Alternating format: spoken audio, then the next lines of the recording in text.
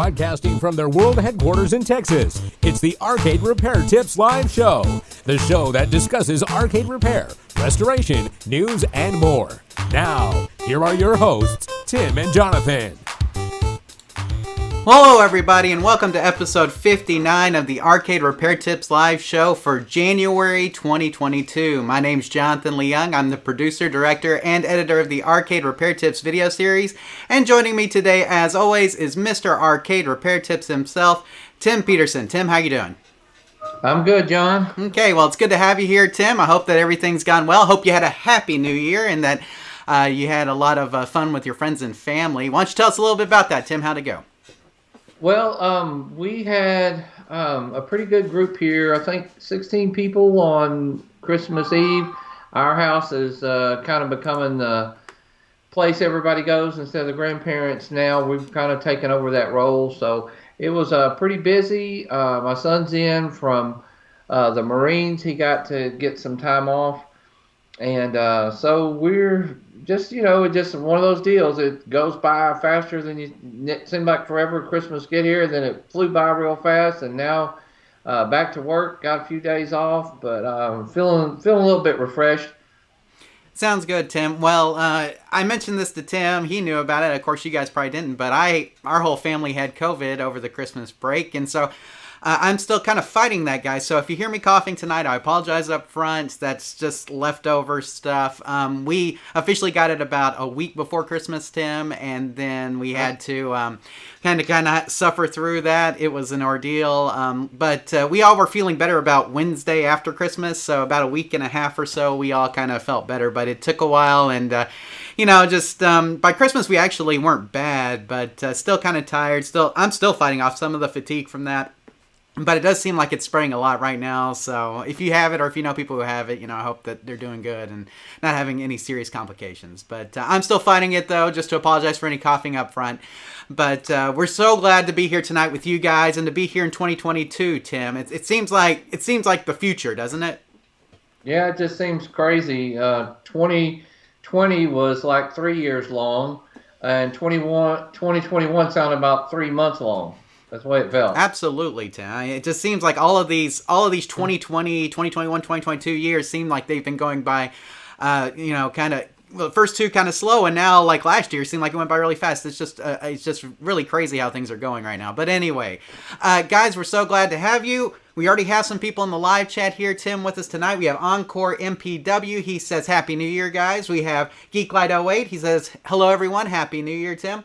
We have Big Family Gaming says, let's go! We will get on with some questions here in just a bit. The Real Hammer Billy Lee is here, Tim. He says, Happy New Year. Tanya is here. She says, hello. We have Danny here. He says, hope you guys had a great New Year. And we have Paul here. Paul Geray says, Happy New Year, everyone. And Happy New Year to everybody out there. So we want to remind you guys that while we're going on with the show, that you can interact with us during the show by leaving your comments, questions, or suggestions in the live chat tonight. And like I said, Tim, there's already a lot of people in there. So that's awesome. We always like having a good group of people here tonight. I think I covered everything. Is that everything, Tim?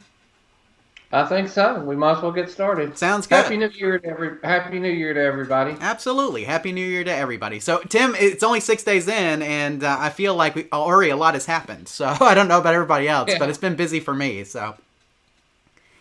Oh, hang on. We got, let's see, we have Carlos says Happy New Year, and then John says, I have COVID right now. My symptoms have been minor, thankfully. Well, we're glad to hear that. Hopefully, you guys, if you've had it, your symptoms are minor, Tim. I think for the vast majority of us, that is the case. But, for those of you guys who are doing worse, just hope you get healed up very, very soon. So, okay. Let's see. And Manny says Metal Slug forever, Tim. So there you go. Okay. Metal Slug forever. Well, I'm going to start off the outline here, Tim, with a follow-up from the last episode. And you might remember that we had a question from Jeff, Tim, about Centipede monitor adjustments. Now, it was about potentiometers without a knob, right? Right. Okay, so Jeff wrote back to give us an update, and he said, Thanks for the video reply. It helped and I fixed the issue. The adjustments are oriented vertically on my monitor, but it was the first adjuster. Thank you again. And Tim, if I remember that correctly, I think he was having some hold issues, I think was the problem. Yeah. And so basically he was having problems identifying which potentiometer he needed to turn and how to turn it. And so we gave him the advice he needed to check out our video on adjusting potentiometers without a knob. And we even mentioned that it may be the first adjuster. We did not think, though, Tim, that I think the picture that we showed on the slide, the chassis was horizontally mounted. And of course, in a Centipede, you're going to have, more than likely, you're going to have a vertically mounted chassis because it's a vertical monitor. And so he was saying it was on the vertical side, but it was still the first adjuster, and now he's back in business. So it's always good to hear that somebody fixed their game, right, Tim? Awesome, yeah. Absolutely. So Jeff, we're so excited for you. Hopefully you can enjoy that Centipede with your friends. You see, Manny got me on Metal Slug there for a second, Tim. But hopefully you can enjoy that Metal Slug with your friend. You see him doing it again. That Centipede with your friends and have lots of fun. So. Okay, Tim, well, let us get into the actual questions for this episode. And the first one we have, Tim, is from Jason. So I'll bring up Jason's question first. He says, "Hi, I recently bought a House of the Dead 2 arcade game, and the light guns are not working properly. Can you please tell me where I could buy some replacement guns for this game? Thanks, Jason." So, Tim, we have Jason here. He's got a Sega House of the Dead 2. Tim, I think you may have had one at some point throughout your Chuck E. Cheese tenure, correct? We had a similar game, a Sport Shooting USA, and probably a couple of others down the road. I don't think we had the House of the Dead at that time. They didn't have very many scary games back then, although they have changed that policy. That is correct. I forgot about that, Tim. With House of the Dead, definitely more on the mature side of things. But what do you think's going on with his House of the Dead 2? Now, he says specifically they aren't working, but we don't get... not working properly. We don't get really much of a description beyond that, though. So what are just some things that Jason can do in order to maybe test his guns or to get them working? Well, anytime you have a light gun, one of the very first things I like to do is take them apart. I can't tell you how many I've opened up, and it's just been one broken solder wire. Sometimes the LED or the optic at the end will be kind of bent out of shape or broken leg on it or something. Sometimes you can just touch that up. Usually, though, if it's not a wiring issue, it's not that, and you do have a bad board, Hap or Betson, even if it's the orange type gun, I think they still sell the optic boards for those, but hopefully it's the 45 caliber looking gun that we think of, the red and the blue guns. Those are real easy to repair, so I wouldn't necessarily order one until I take it apart. Also, check your continuity from your wires from there all the way to your board, because that hose and stuff a lot of times get twisted and everything, and you'll just have a wire. They're pretty thin wires anyway, and a lot of times one of those will get a kink in it or something and no longer making a connection, and will keep it from working. There is... on the outside, there could be a chip on the board, usually right near where your guns plug in. So it's a lot of factors, but we do have video on troubleshooting light gun, I know we have a post about it, troubleshooting light gun issues that he may want to check out also.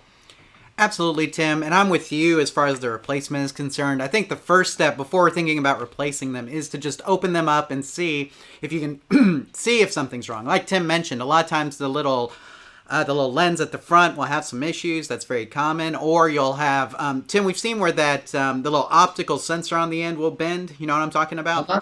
And so you may have to bend that back into place in order for it to function properly.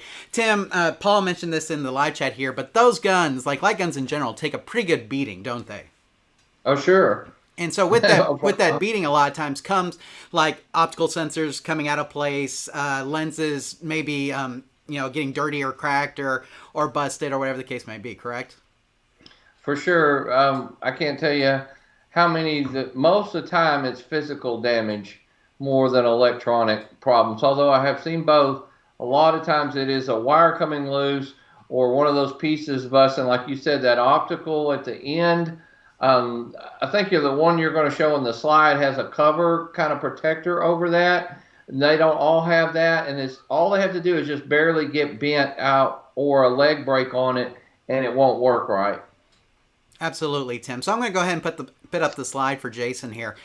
So if you have the guns and they are not working properly, then you may not need to replace them altogether, like Tim mentioned. It could be that the optical board inside the guns are the problem, or like we mentioned, the optical sensor or the lens. Now, Suzo, Betson, and other parts suppliers should have parts available to repair these issues or to order a replacement. So if you really want to go the replacement route, Suzo, Betson will have the replacements, but it is much cheaper, Tim, to typically just replace the parts as needed, correct?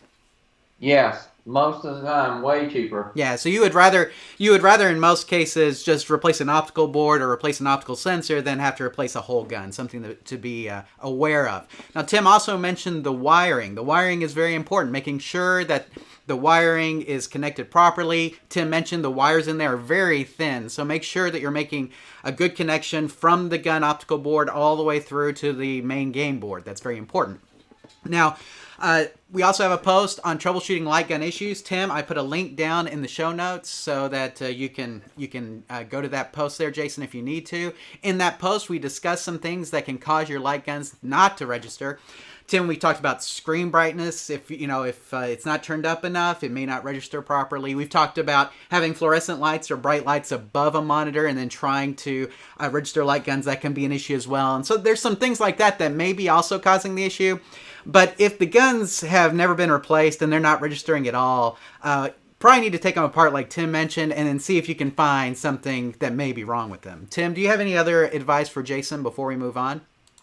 No, like I said, there are different types of guns, but they all pretty much work the same. So even if he has the longer orange one, my only other advice is to kind of, what I used to do is I would take each screw out individually and kind of set it where it was on the gun. Some of them are longer, some are shorter. And if you haven't taken 100 of these apart before, I could probably put one back together in my sleep with the right screws, but it can be tricky for the first time. Absolutely. Yeah, it's always good to make like a screw map of some sort in order to know which screws go in which holes, so that when you put it back together, you don't have to play the guessing game with that, right, Tim? Correct. So there you go. So Jason, hopefully answers your question, and good luck getting the guns on your House of the Dead 2 working again.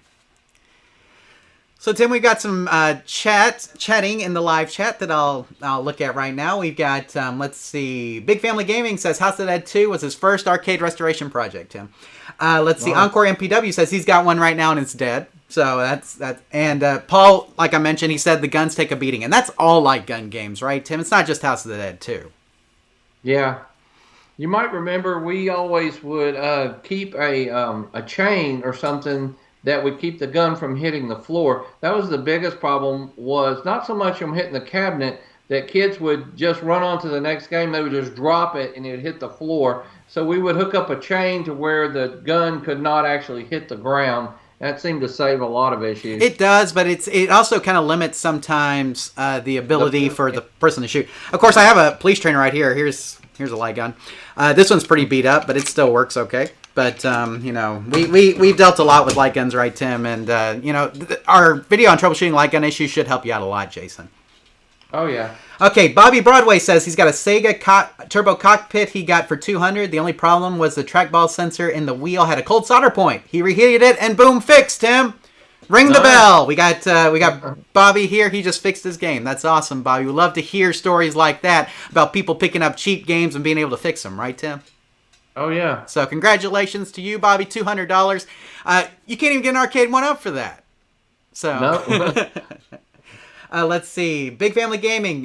When I got my House of Dead 2, it only had one gun and wasn't working. I opened it up and it was just disconnected from the gun internally. So the little connector on the inside of the gun had come off. And yeah, you'll see stuff like that all the time because again, the guns, when they take these beatings, Tim, parts will move. So the optical sensors they'll misalign, or the wires in there will come out. Tim, correct me if I'm wrong, but it seems like a lot of these light guns use that kind of push connector. You know, I'm talking about the one where you push the wires through the connector in order to make the connection with it. And I'm not a huge fan of those. I'd rather use like traditional like Molex style connectors instead of the little push connectors. But I've seen wires just slip out of those connectors in the past. Have you seen that? Oh, sure, easily. And most of the time, They can go in upside down too, so sometimes that's an issue. Somebody that they have most of them have like a guard that so you can only plug it in one way, but that breaks off a lot of times, and I have seen them just plugged in wrong. Absolutely. Let's see. New guns can be ordered from Hap for $500, Tim, is what Big Family Gaming says. And that's why you want to fix them instead of ordering replacements, right, Tim? Right. I don't know if he's joking or not. I was just sitting there thinking, it's been so long since I bought a brand new gun. They were like $80 or something the last time I ordered one. I wondered had they went up in price. I hope they haven't went up that much, but man, that's some inflation there. Yeah, I don't know. I think that may be for a pair, but still, that's a lot higher than usual, correct? That's very expensive. So, let's see. Manny says sorry. He says sorry for throwing us off with the Metal Slug comment. No problem. You just get a game in your head and you start thinking about it. That's all it is. Let's see. On the Big Family Gaming, you need to check the IR sensors as well on the monitor. They are not classic light gun games via CRT. Yeah, some of these use the projection screens, right, Tim? Well, if they're using a projection, then they have to have some kind of potentiometer-based gun. The light guns don't work very good with them. Well, there are some light gun, and I think that's what he's saying here. There are some light gun games that use projection screens, but I think there's an IR sensor, like he's mentioning, that actually picks up a lot of that, and so you may need to check that depending on what. All around the screen and stuff, but like I said, I don't know. He didn't show us a picture. I guess that's why my point I was fixing to make was that a picture really helps sometimes because, I've seen them in gun cabinets like that police trainer behind you and also really big ones like he's talking about. So it would matter a lot how we troubleshoot it based on the type of cabinet and stuff that it is. Correct. Absolutely. Let's see. Paul says there's not many cheap games left out there. That's true. So like the $200 Sega Turbo that Bobby was talking about, that's a great deal, Tim, but it doesn't seem like we're seeing those deals as much anymore, correct? I'm not even seeing games for sale much anymore. Yeah, I think collectors are pretty much picking them up and then they're keeping them. And it's just, obviously there's a limited amount of cabinets out there, just period. And so as they get in collectors' hands, the collectors hold on to them. You're just not going to see as many for sale. Let's see. Bobby said he scooped up a ton last spring, but they stopped by August. So here in Missouri for super deals. So Michael says, wasn't Operation Wolf a potentiometer sensor instead of a light gun? Yes, I believe so. Yes. Operation Wolf is a potentiometer-based light gun game. So you don't have to have the optical sensor. You can use an LCD screen. But typically optical gun games like House of the Dead will not use a potentiometer-based system. So something to keep in mind. Let's see. Mr. Dwayne79 is here. Tim said, just got home. Sorry I'm late. You're always on time when you're here, right, Tim? Right. And we actually started early tonight. Did anybody notice that? We usually start 5 after, Tim, just to kind of give us a little bit of extra time. But tonight we were on time. We were on time. That's what I'm talking about, Tim. Promptness. So maybe that should be a New Year's resolution for us. I don't know. I don't think we could keep it, so I'm not going to make it. But anyway, I think we're caught up with the live chat, Tim. So let us continue on with our next question from Jeff. And Jeff writes, hi, I've been watching your very informative videos and have a question. My monitor just went black. No orange at the monitor cone. There's no continuity on the fuse that is soldered to the board behind the monitor. I wired another fuse to the one on the board, but that didn't change anything and the fuse did not blow. The game plays other than no picture. Do you have another solution? Thanks, Jeff.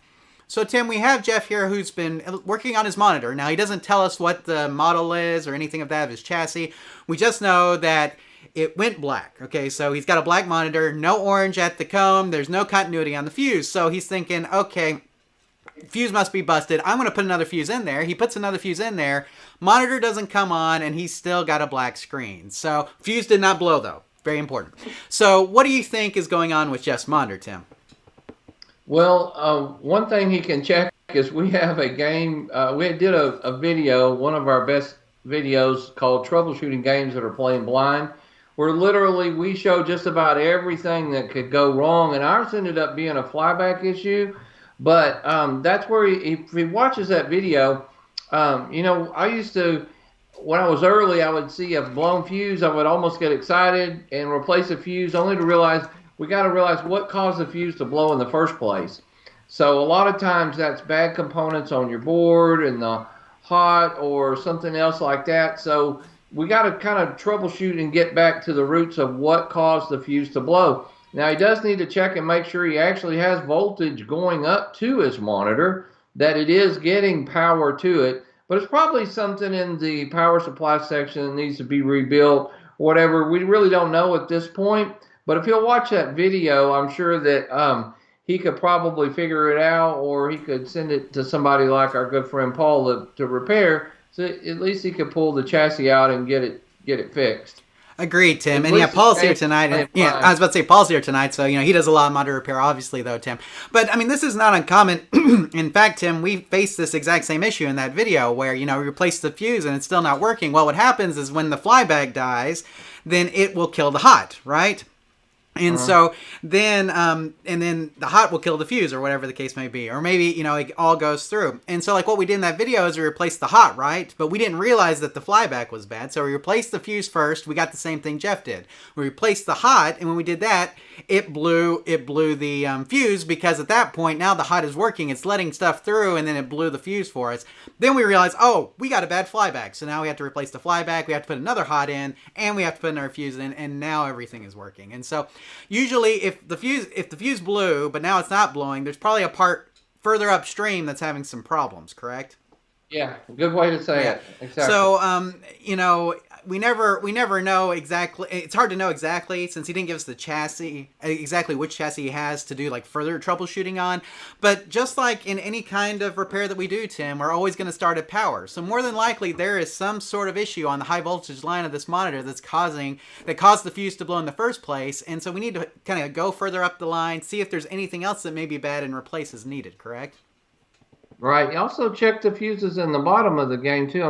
Did it say what kind of game it was, Sean? He did not. He just said monitor. Okay. So, check the fuses down there. Like I said, you got to make sure that you're getting power up there. And then if you're getting power to it, then you got to see why you're not getting power through it. So we still got some kind of issue there somewhere. Absolutely, Tim. So I'm gonna go ahead and throw this up here and kind of give the summary for Jeff here. So it sounds like you have done some basic troubleshooting by checking the fuse, seeing it was bad, and replacing it. So that's good work on your part, Jeff. We want to congratulate you for getting that far, right, Tim? Because you saw a problem, you saw you needed to replace it, and you did it. Since the fuse replacement didn't work and didn't blow again, it means there must be a problem further up the high voltage line. In our post on troubleshooting games that are playing blind, we discussed this very symptom. In this example, the flyback was bad, which caused the horizontal output transistor and the fuse to go bad. Just replacing the fuse did not solve the problem, since there were additional parts on that high voltage line that were not working properly. And this is probably the case in your case, Jeff. And so you want to move further up that high voltage line and see what else is busted. Check all of the parts along that line where that fuse is going through to see if you can find where the issue is. And so Paul said model of the chassis would help. Absolutely, model is big. But again, want to start a power on this. It's definitely some sort of high voltage issue. And so hopefully, if you need additional help, Jeff, you can get back to us with your chassis and your model and chassis, and we can help you further with the troubleshooting. But beyond that right now, Tim, with just the information we have, that's about the best we can do, correct? That's about it. Yeah. So, Jeff, again, if you want to get back to us with the model of your chassis, questions at arcaderepairtips.com, you can send that in and we can help you further. But just check the rest of the parts on that high voltage line all the way to the flyback and make sure that everything is working the way it should. Check those parts, make sure they're good. So, anything else for Jeff, Tim? No, I think that's all. Okay, sounds good. So, Jeff, hopefully answers your question. And again, if you need additional help, give us an email and we'll try to help you out further. Okay, Tim, we got, we just got a donation for Retro Ralph, Tim. So Retro Ralph just gave $10. He says, Happy New Year, guys. Thanks for all your help in 2021. Hope both of you have a great 2022. Thank you so much, Retro Ralph, for that donation. And guys, if you haven't checked out his channel, you should. He's got some great arcade-related content there, Tim. He has some great videos about some of the arcades he's picked and things like that. So you guys make sure you check out Retro Ralph's channel as well. Great content over that way. Let's see. Danny says, I'm going to buy a Namco Pac-Man style cabinet that has a time pilot in it, and it has a Namco identification tag on the back of it. Any way to figure out what it originally was, because I want to restore it? Tim, any way to figure out what it was? Well, if there's any kind of serial number or anything, a lot of times it's etched in, or look for a plate or anything. Sometimes you can look it up like that. Post a picture though on our Facebook page. If somebody, there may be subtle differences in certain games that some guys even with better eyesight than me can look at, and sometimes, or we got usually some people that can figure it out pretty quick. Absolutely, Tim. Or if he wants to send it over to us, we can give it our best shot as well. We're pretty good at identifying them. We've seen quite a few of them over the years, correct? One or two. One or two. Maybe one or two, at least 1 or 200, maybe 1 or 2,000. I don't know. Probably. Yeah, pretty close to it. So, yeah, if you need some help identifying that, let us see the tag, because there are differences between the tags. And I assume Timmy may be talking about that paper tag, or I don't know if he's talking about that or the black tag. There's different tags that we've seen on those cabinets. So just send us a picture of what you got. We can try to help you identify it as well. Let's see. Big D Retro says, nice to see you guys again. Really enjoyed the last live show. Now that I have an original full-size arcade game, watching your live shows will come in handy. Thanks for being here, Big D Retro. We're glad you enjoyed the episode that you watched, and hopefully you're enjoying it tonight as well. Tim, you don't have to own a full-size arcade, though, to enjoy our show, we hope, right? You just have to be interested in them. So, and maybe have a hope at one point that you'll own one, correct? Correct. Hey, me and Tim, there was a time where we were really big into arcade games and we didn't own them, right? No, hardly any. I mean, we loved them for a long time before we could ever get a hold of one. Absolutely. So, AMV, a Yane fan, is here. He says hi. And YouTube Punk is here, Tim. He's in the house. He says, let's go. So, Manny says, how long have you guys been working on arcades? You guys seem very knowledgeable. So... Tim, I'll let you start that off since you've been doing it longer than I have. What's the oldest video game you know? That would be my answer. I came along early 80s or late 70s, early 80s. Took a hiatus break for years and probably picked it back up again around 99 or 2000. And I met Tim in 2001, and when we met, he had already had you had pretty much a game room of arcade games when I met you. And so when he came in to buy a computer from me when I was working at Best Buy, and the rest is history. We connected. I went over to his house, couldn't believe how many arcade games he had, and pretty much every Saturday for a really long time, we'd get together and work on games. So that's, it's just years and years of doing it. So that was 2001, Tim. That means I've been working on games for over 20 years now. Golly. Yeah. That time flies. I'm telling you. So, long time. Let's just say a long time. Can we just say a long time? But the thing is that when we started, games were cheap. We could go to auction. You could pick up games for $100 or $200. Street Fighters, where nobody wanted them, and they were a dime a dozen. And now you can hardly find any arcade games. So it's just amazing how much has changed in the 20+ years that I've been at it, and more than that for Tim. So. Any other comments on that, Tim? No, I just thinking back. We used to get games buy one get one or two free. It was just people were just trying to get rid of. You could get games just hanging around at the arcade auctions. Like people would just give them to you if they didn't have enough room to haul one. So I'm sure that still happens today, but nowadays I think people are people are paying more for cabinets, so it's more important to get them all, get everything you buy, getting it on that trailer. But back in the day, you could just, it just was what it was. I mean, if somebody didn't have enough room, they just give you a cabinet because a lot of times they didn't pay much for it. Now, Tim, you forgot to mention too that you've been a professional game technician at Chuck E. Cheese and at Mr. Gaddy's, correct? Yes. So that started in 2001. So up until 2018, that's what I did for a living every day. Yeah. So Tim has been a professional game technician as well as just a hobbyist, and we had our own route operations for a long time where we actually put games out on route, took money, and did that for a long time. So we haven't seen everything, but we've seen a lot. So I guess is really what it comes down to. And the website is here to just try to help you guys figure out everything that you can about arcade games. So we try to put as much information as we can on the website, and just hope that it's useful for you guys. So that's what it comes down to. Okay, Tim, enough about us. I have a question from Neil, so let's go ahead and get to that one, okay? Okay. And Neil writes, great video on installing a 412-in-1 multi-game board in a Jamma cabinet. My Game Elf cabinet is the only one in my tiny arcade that is unable to take coins. How would I go about wiring this up to a coin mech. So, Tim, we have Neil here, and he's got a Game Elf board, which a lot of people will know as the 412-in-1s or the horizontal whatever-in-1 boards that are very popular.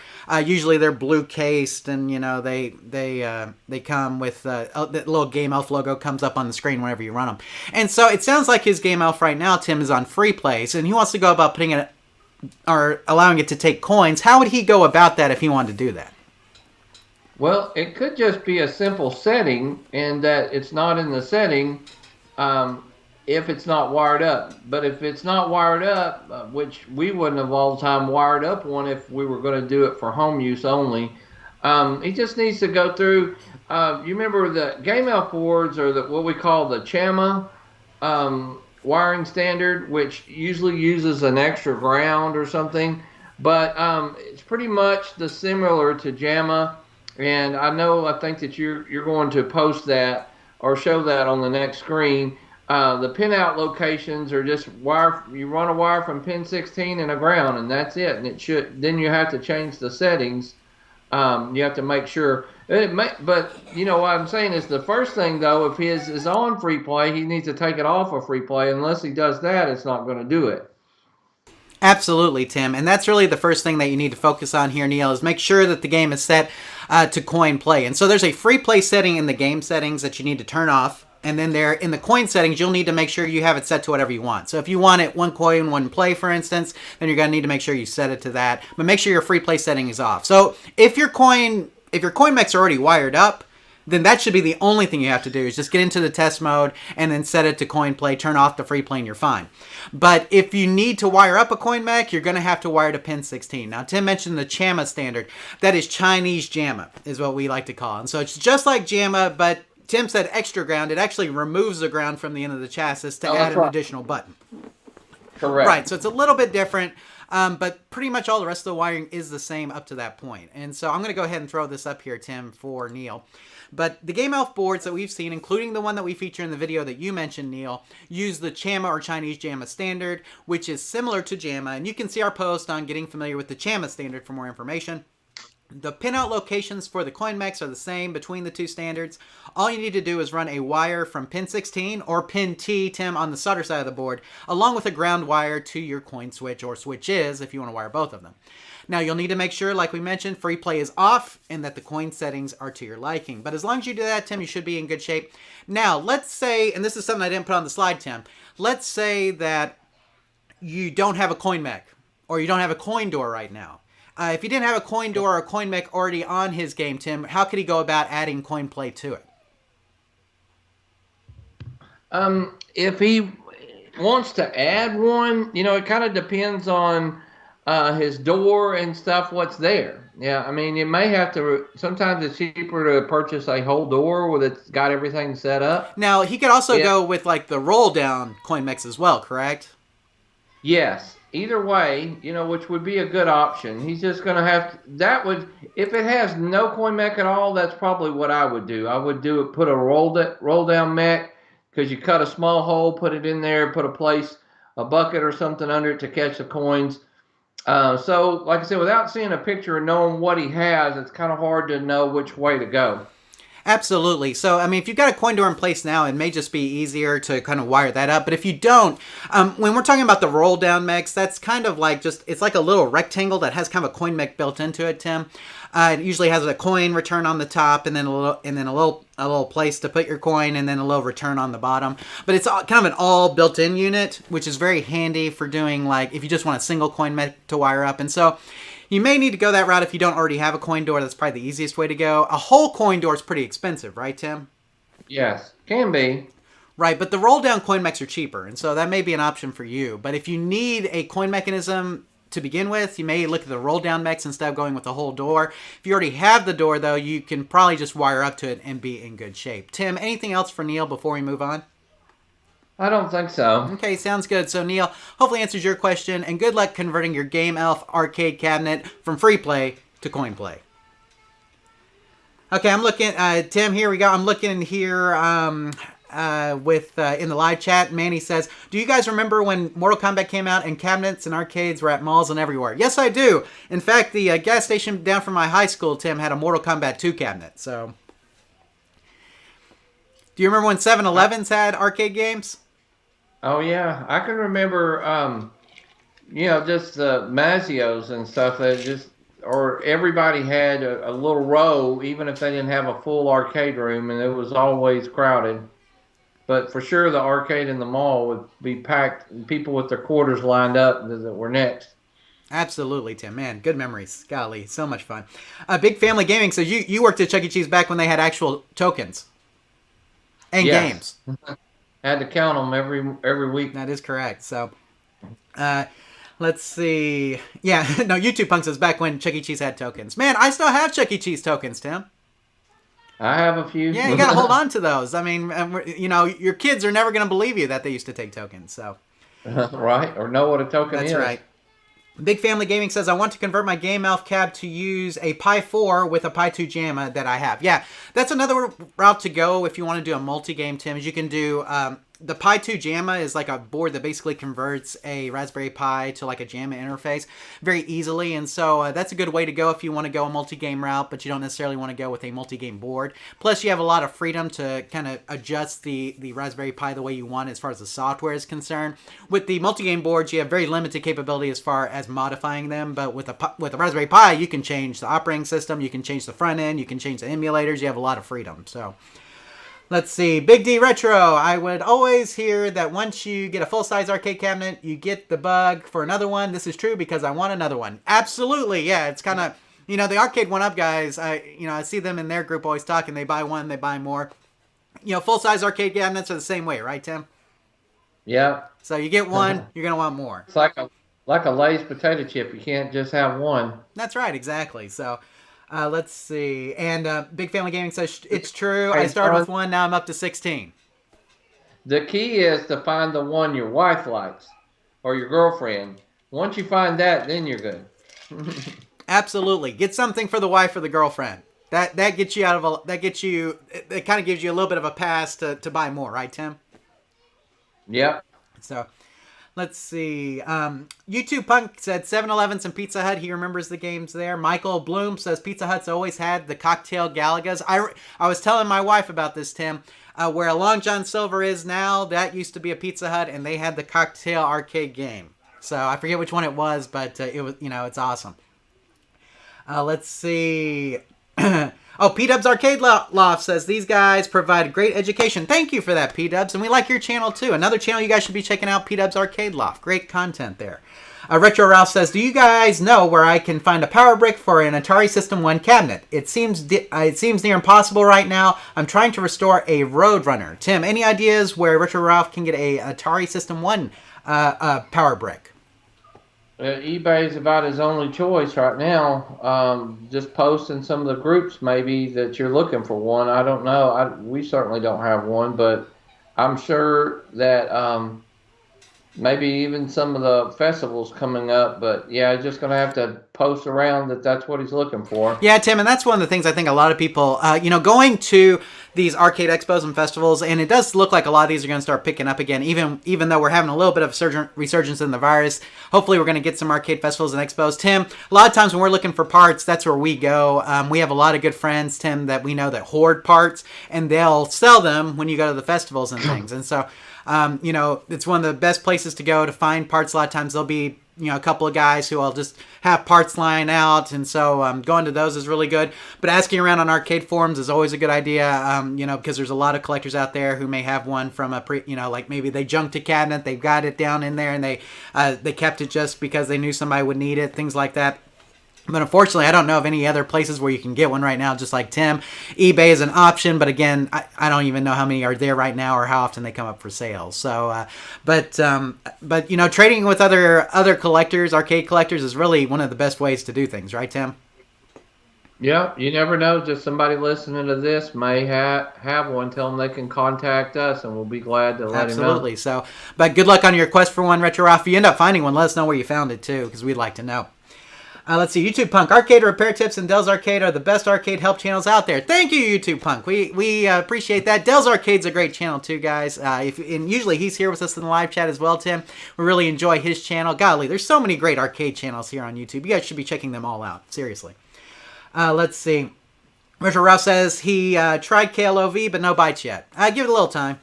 Yeah. Somebody will come up. So, let's see. Big D Retro, question for both of you. Have either of you ever played an arcade game where you have flipped the score or level went back to 0? Where we flipped the score, Tim. I have not. No, I'm not that good. Not that good a player. So, what'd you say, Tim? No.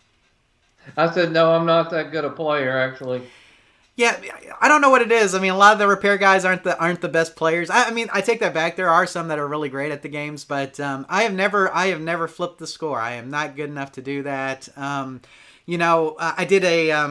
I did an interview, Tim, with Jordan Dorrington, and he's been able to do stuff like that, obviously, but not my capabilities are not that great when it comes to playing arcade games. I enjoy playing arcade games; it is so much fun, but I have not been able to roll a score ever in my entire life. So,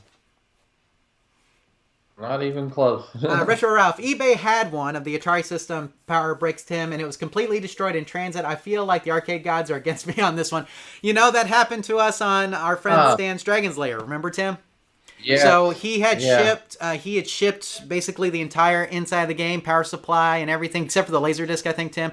He had shipped it all to somebody to help him out with the repairs and everything, and USPS, United States Postal Service, lost it in transit and could never find it. I don't even know what happened with that, but Stan was not. I don't think he was able to get the parts back. I don't know if he ended up getting cash from the transaction or not, but unfortunately he lost it all. So sometimes, Tim, those arcade guys are just against you, right?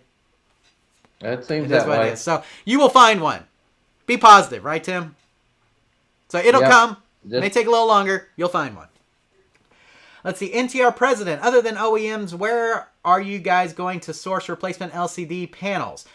So we're going to talk about this here a little bit later in the live show, but I don't know if you've been seeing all the things about the UNICO LCDs, Tim, that we've been posting, but those look like a really good replacement LCD for people who are trying to do arcade LCD conversions. They have a nice 26.5 inch that we're going to talk about here in a bit that you'll want to take a look at. But Tim, typically when it comes to replacing LCDs in arcade games, we do commercial grade, arcade quality LCDs that have the converter already built in, correct? Yeah. So that's what you want. You want a commercial grade, arcade quality LCD that already has the CGA, EGA, VGA compatibility built in. So you don't have to deal with like the Gambas video converter boards. I mean, those things, they work sometimes, but having it built in is way easier. Trust us. Let's see. P-Dub's Arcade Loft. Question. I have an original Space Invaders cabinet in the garage, and there is some bad water damage, wood rot, on one of the side panels, about a 12-inch area. What would you do? Replace the entire panel, parch, etc.? So what we usually do in that instance, you're talking about a foot deep, not just, we usually would cut it right there and put in new wood and then paint it to color match the best that we could, filling in with some Bondo and sanding and stuff, but there's not much you can do once we've actually seen some short cabinets because of that, where they just cut it and let it go lower to the ground. I would put a piece of wood in there and rebuild it. Absolutely, Tim. That's what we've done in the past whenever we've had wood rot like that. Typically, we just replace. And then, like you said, Bondo kind of as needed to kind of smooth it out, sand it real good, and then repaint it, I think is the best thing to do. Tim, drawing a blank here. Who's our voiceover, our friend who did the flood restore? Oh my gosh, you're blowing my... If you hadn't asked me, I would know. But I'm gonna kick myself. Yeah, golly. Okay. It'll come to me. But there's a video. What was his channel? It was Arcade. I forget. See, look at this memory. I'm gonna blame it on COVID fog. That's what I'm gonna blame it on. Okay. I'm just gonna blame it on old age. Jeffrey. Jeff did a video, and he used to have an arcade channel, and I forget the name of it. It was like Arcade, I forget. But he had a channel here on YouTube. I'm sure the video's still up, and he did a Pac-Man flood restore. If you're looking at repairing water damaged cabinets, you should watch those videos. Because they're very good. It was Arcade Body Shop. Yes. So Arcade Body Shop. I think that was the YouTube channel, and it was our friend Jeff who did it. And he has since handed that channel over to somebody else, but he did an entire series on a Pac-Man Flood Restore. Watch that. Watch that. That's good stuff. Let's see.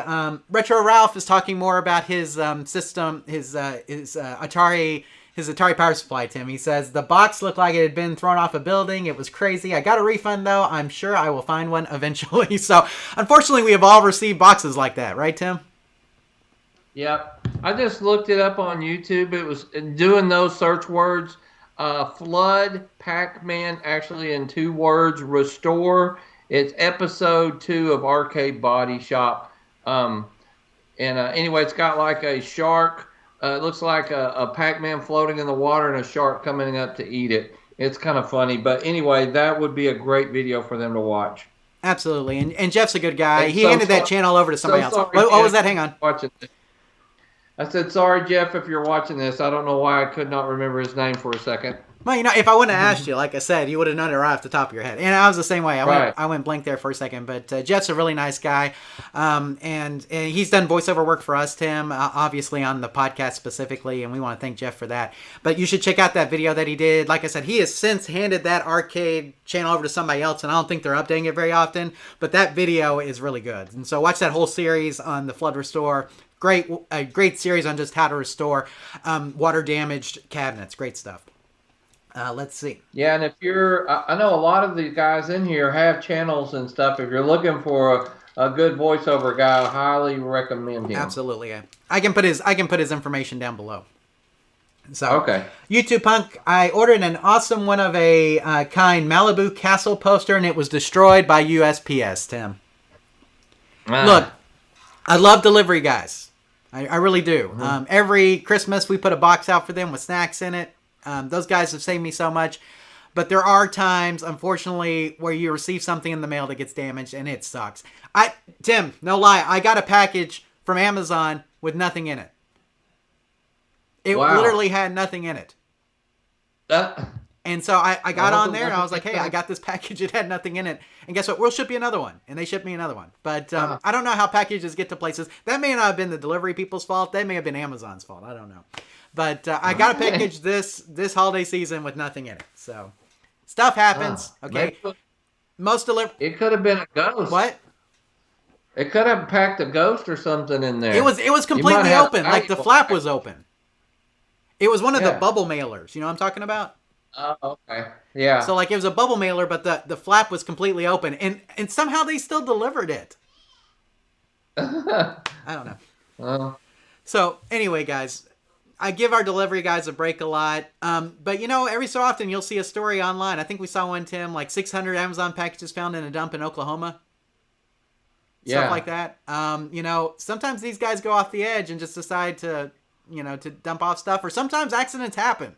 I mean, wrecks or whatever. So I want to give those guys a break because they do. I mean, it's amazing how much mail actually gets to its destination, Tim. I've had very few issues for the most part when it comes to delivery services, but every so often it happens. So let's see. YouTube Punk says he never got the poster. Seller swears they made it.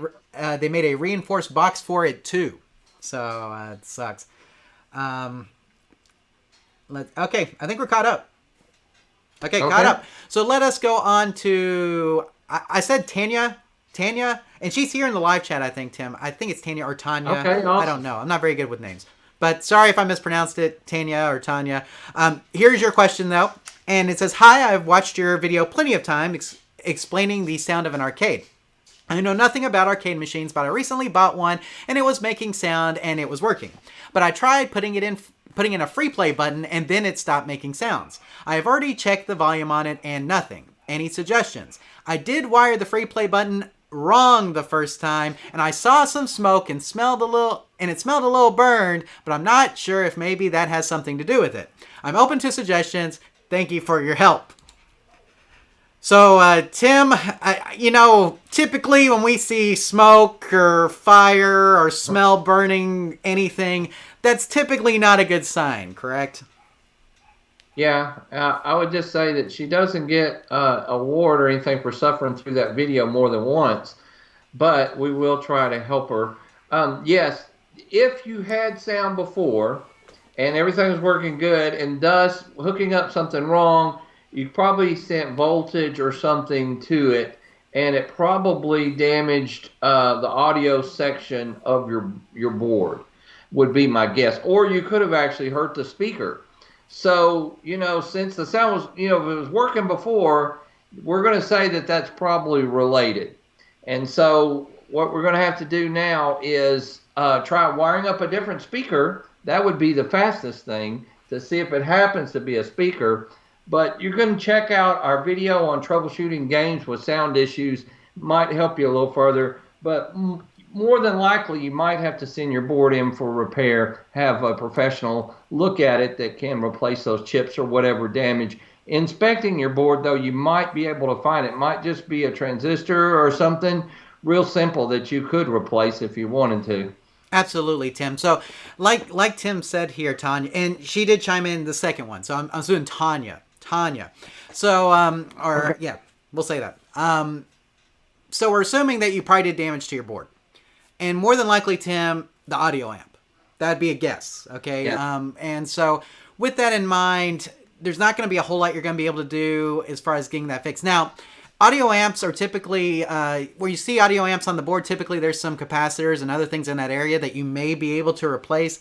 And if it's a board, and I don't think she said exactly what game it is, and Tanya, if you know the game, let us know the game. We can probably tell you a little bit more about the troubleshooting. But the thing about it is you can trace back wherever your harness connector is. If you trace back where the speaker wires go on your board, you can probably find that audio amp section.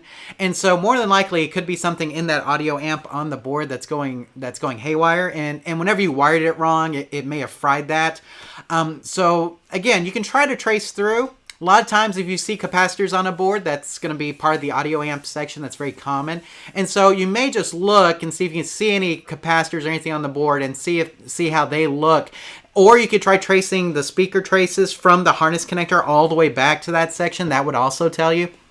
And so you may look specifically in that section of the board to see if you see anything that may be burned. Maybe, it could be caps, could be transistors, could be resistors, could be other things in that area.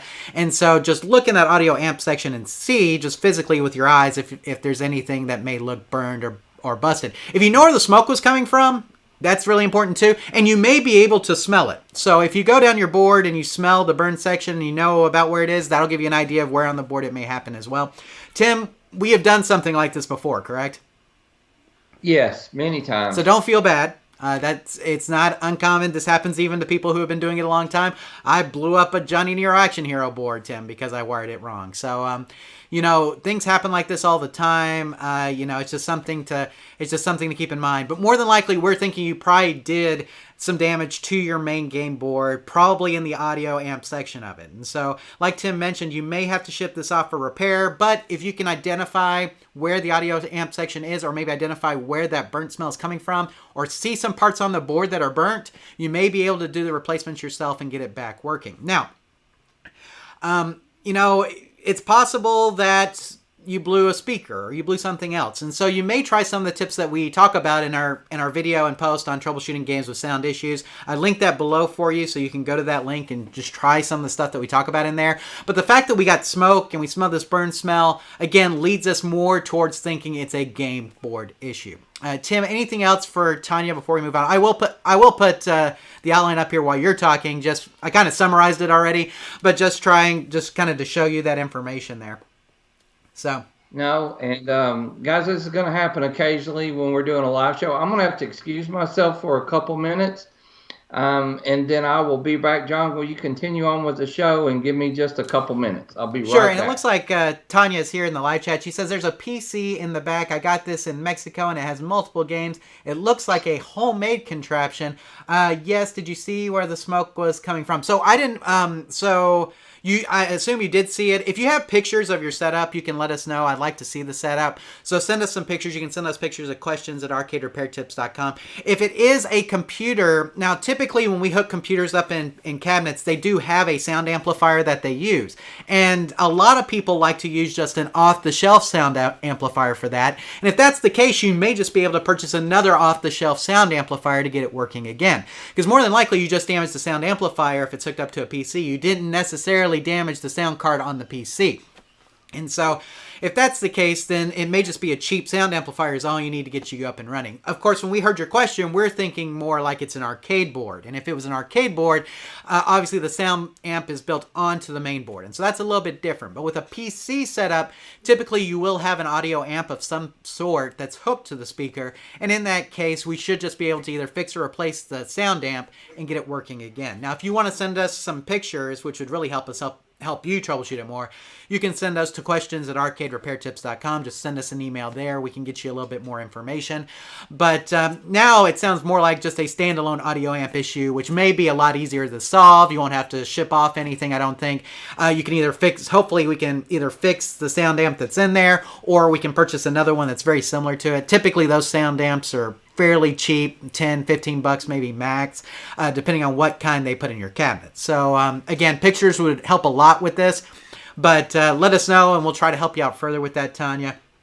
And yeah, if you know where the smoke is coming from too, make sure you send us pictures of that area specifically, so that way we can help you out. The game's still working, which makes us think that the PC is probably okay. And if you did blow up something, like I said, the chances of you actually blowing up the sound card on the PC, I think, are slim compared to the audio amp. So hopefully that helps you with your question. But again, if you need additional help, send us some pictures, questions@arcaderepairtips.com via email, and then we'll get back to you there. And NTR, our president, was kind of picking up on what we were picking up on the amp chips. It could be, absolutely, but in this particular case, since it's a PC, we're probably looking for we're looking for an amp board, a standalone board of some sort. It looks like Smoke 5659 left a question here in the live chat while we were answering Tanya's. He says, I just picked up a gyrus with a broken leg leveler. I was wondering if I could just remove all of the leg levelers, or is it absolutely recommended for arcade cabinets to have leg levelers? So we see arcade cabinets all the time where people have done exactly what you're talking about here, Smoke, in that they have just removed all the leg levelers. In most cases, it's completely fine. If the leg levelers screw into a panel that's screwed to the bottom of the cabinet, you may want to be careful with the scratching. We've seen the leg levelers that have these little metal triangles that will be screwed into the bottom of the cabinet, and if you remove the leg leveler, it could scratch up the floor with it, and so you want to be careful there. But if the leg leveler goes up inside the cabinet, a lot of times it doesn't hurt to remove them all. And Tim has absolutely no idea what I'm talking about, because I'm actually answering a question from the live chat. But Tim, we had Smoke, okay, and he picked up a gyrus, and it has one broken leg leveler. He was wondering if he could just remove them all, or if the leg leveler was important. No, you can take them off. Yeah, and I was saying you can. The only thing you need to be careful of is that some leg levelers use like a panel that's screwed onto the bottom of the cabinet, and if you remove them, that middle plate, if it's not on the inside of the cabinet, if it's on the outside, sometimes can scratch flooring. Correct. So it depends on how that leg leveler is screwed into the cabinet. If the screw-in part to the leg leveler is on the inside of the cabinet and there's holes drilled, shouldn't be any problem to just remove those leg levelers and not worry about anything. But if the panel's screwed to the outside bottom of the cabinet, then you may have to worry about removing that part of it as well. So it just depends. And like I said, in most cases, Tim, I think we've seen the actual bolt part, I guess, of the leg leveler is mounted inside the cabinet. So a lot of times it's not a problem. You can just remove them and not have to worry, correct? Correct. So, sounds good. So, Smoke, hopefully answers your question. And, man, you got a gyrus. Enjoy it, man. Gyrus is one of Tim's favorite games, right? Yeah, it is. That's probably, I was thinking earlier, the only game I've come close to being halfway good at is gyrus. We've had a lot of gyruses over the years. You had one, Tim. I've had one. I think you've had a couple. Yeah, they've come and gone a couple times. Yeah, we've had quite a few gyruses over the years. It's a good game, but for some reason, when you have it in a game room, it doesn't get a lot of love. And I think that's why they end up kind of rotating through fairly often, right? Yeah. So, like, when you have people over, for some reason, like, everybody will be playing everything but gyrus. I've never figured that out. Music in gyrus is awesome, and the 60-in-1 doesn't do it justice, people. Right, Tim? That's true. You need a dedicated gyrus to play it Absolutely. right. So, NTR President says it does make them harder to slide around, though. That is correct. So without the leg levelers, it's a little bit harder to move them around. You could replace the leg levelers with casters. There's a whole debate about that, whether or not people like casters or not on arcade games. That's up to you. Or you can find a replacement leg leveler, Tim. There are places that sell them. A lot of arcade parts suppliers that we have, that we use, they will sell you a replacement. So just depends on what you want to go with, Smoke. Totally up to you. I used to have a tub full of them somewhere, probably still in storage. Probably literally 200 of them. Hey, you reminded me of something, Tim. Speaking of storage. Okay, is anybody looking for a Project Dance Dance Revolution machine? Okay, Tim, how long ago was this? This was before, I think this was 8 years ago or so.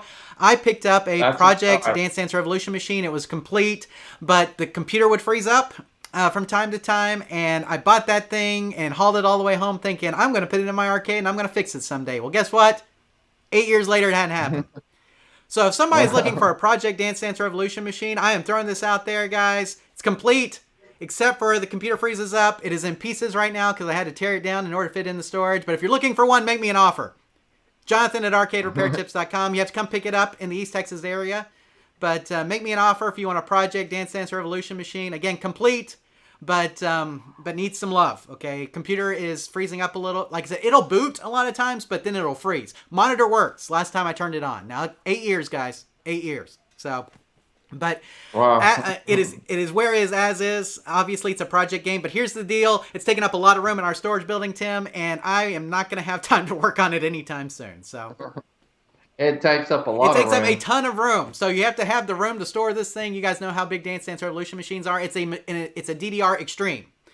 So again, if you are interested in coming to pick up a DDR Extreme, send a price to Jonathan at arcaderepairtips.com and we'll work something out. But I'd like to at least get what I have into it. So I'm not going to say that price here publicly, Tim, but I'd like, if you make an offer, I'll tell you if it's close. And if you really want to know what I paid for it, email me and I'll tell you. But we're trying to get down to one storage building, Tim. We have two right now that are kind of spread apart. And so the first, if I can just get rid of this, I think we can get down to one. So maybe so. You may take home some other stuff with you, right, Tim?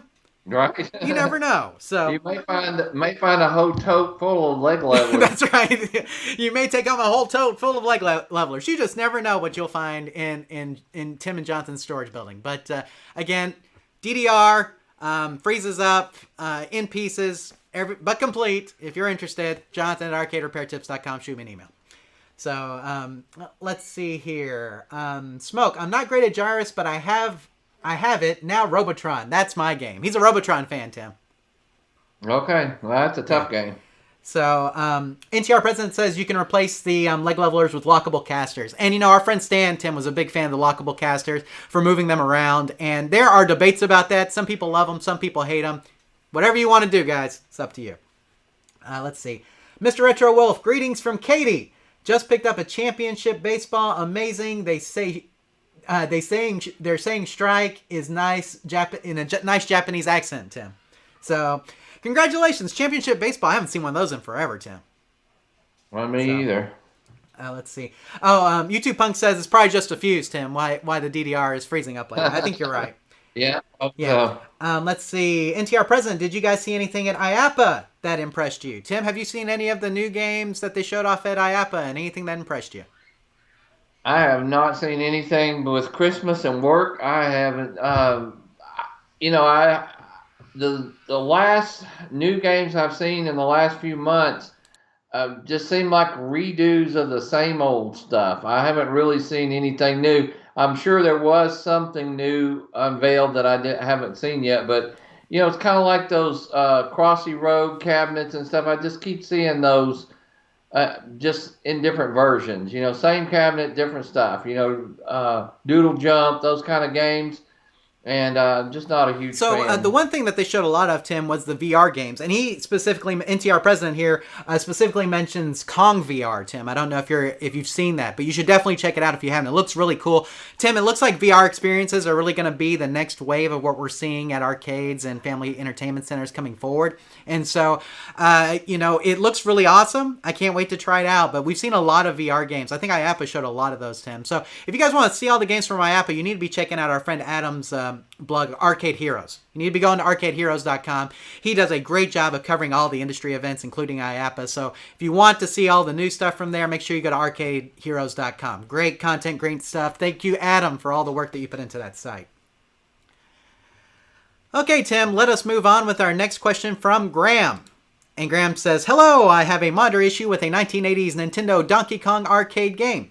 When I got it from a friend, the sound always worked, but the monitor would come on and off depending on vibration. If the unit's sat touched, I think is what he meant there, sometimes the monitor would switch off on its own. Sometimes a good whack would make it come on. Now, it seems nothing will turn it on, and that familiar crackling at the back of the tube isn't happening. When it's on, it's got a very good picture. Do you have any idea what's causing the monitor to be unreliable and sometimes not to switch on? Thank you, Graham. So, Tim, this is where our title for tonight's episode comes into play. Sometimes, Tim, it takes a good whack. So, in this Donkey Kong's case, sometimes it takes a good whack for it to come on, sometimes it doesn't, Tim. And so, obviously, though, he says when it comes on, there's a great picture. So, what do you think is going on with Graham's Donkey Kong monitor here? Well, a lot of times when you can touch it or whack it and that happens, I usually go back to cold, cracked, or broken solder joints. That seems like a very likely case in this point. But, of course, he could do a cap kit and stuff like that. It may just by replacing those caps, he may find that solder joint or find what's the issue. But that's probably where I would start. Absolutely. And, Tim, we should mention that whenever the monitor goes off, but we still hear sound, we call that playing blind, Graham. So that's like the term that we talk about. So I'm going to throw this up here, Tim, so he can see this too. It sounds like your Donkey Kong cabinet is experiencing a symptom we like to call playing blind.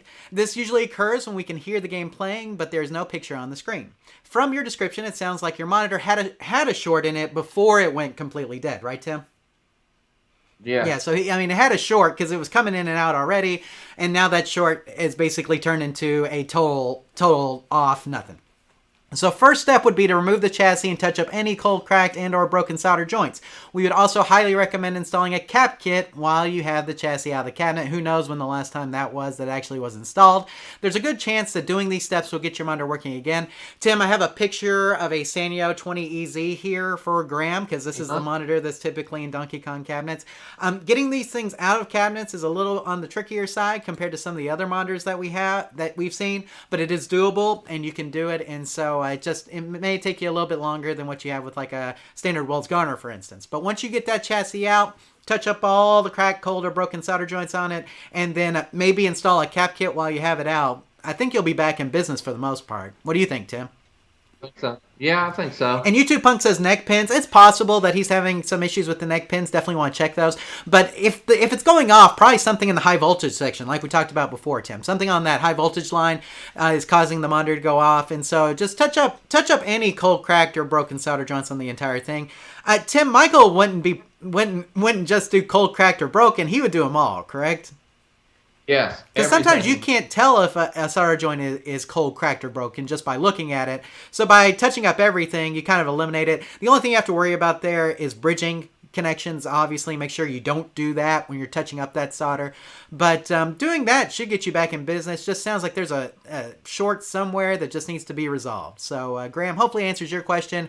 And good luck getting that Donkey Kong monitor back up and running so that you don't have to give it that good whack. Right, Tim? Correct. Let's see. YouTube Punk says his Donkey Kong is a little cranky. So there you go. Let's see. Texas JYT, are you guys going to be a TPF this year? Don't know. Depends. I more than likely will be. I think that it's going to work out with my job and stuff. And so, I told you Dan was in just the other day. He said he was going to try to come down for it.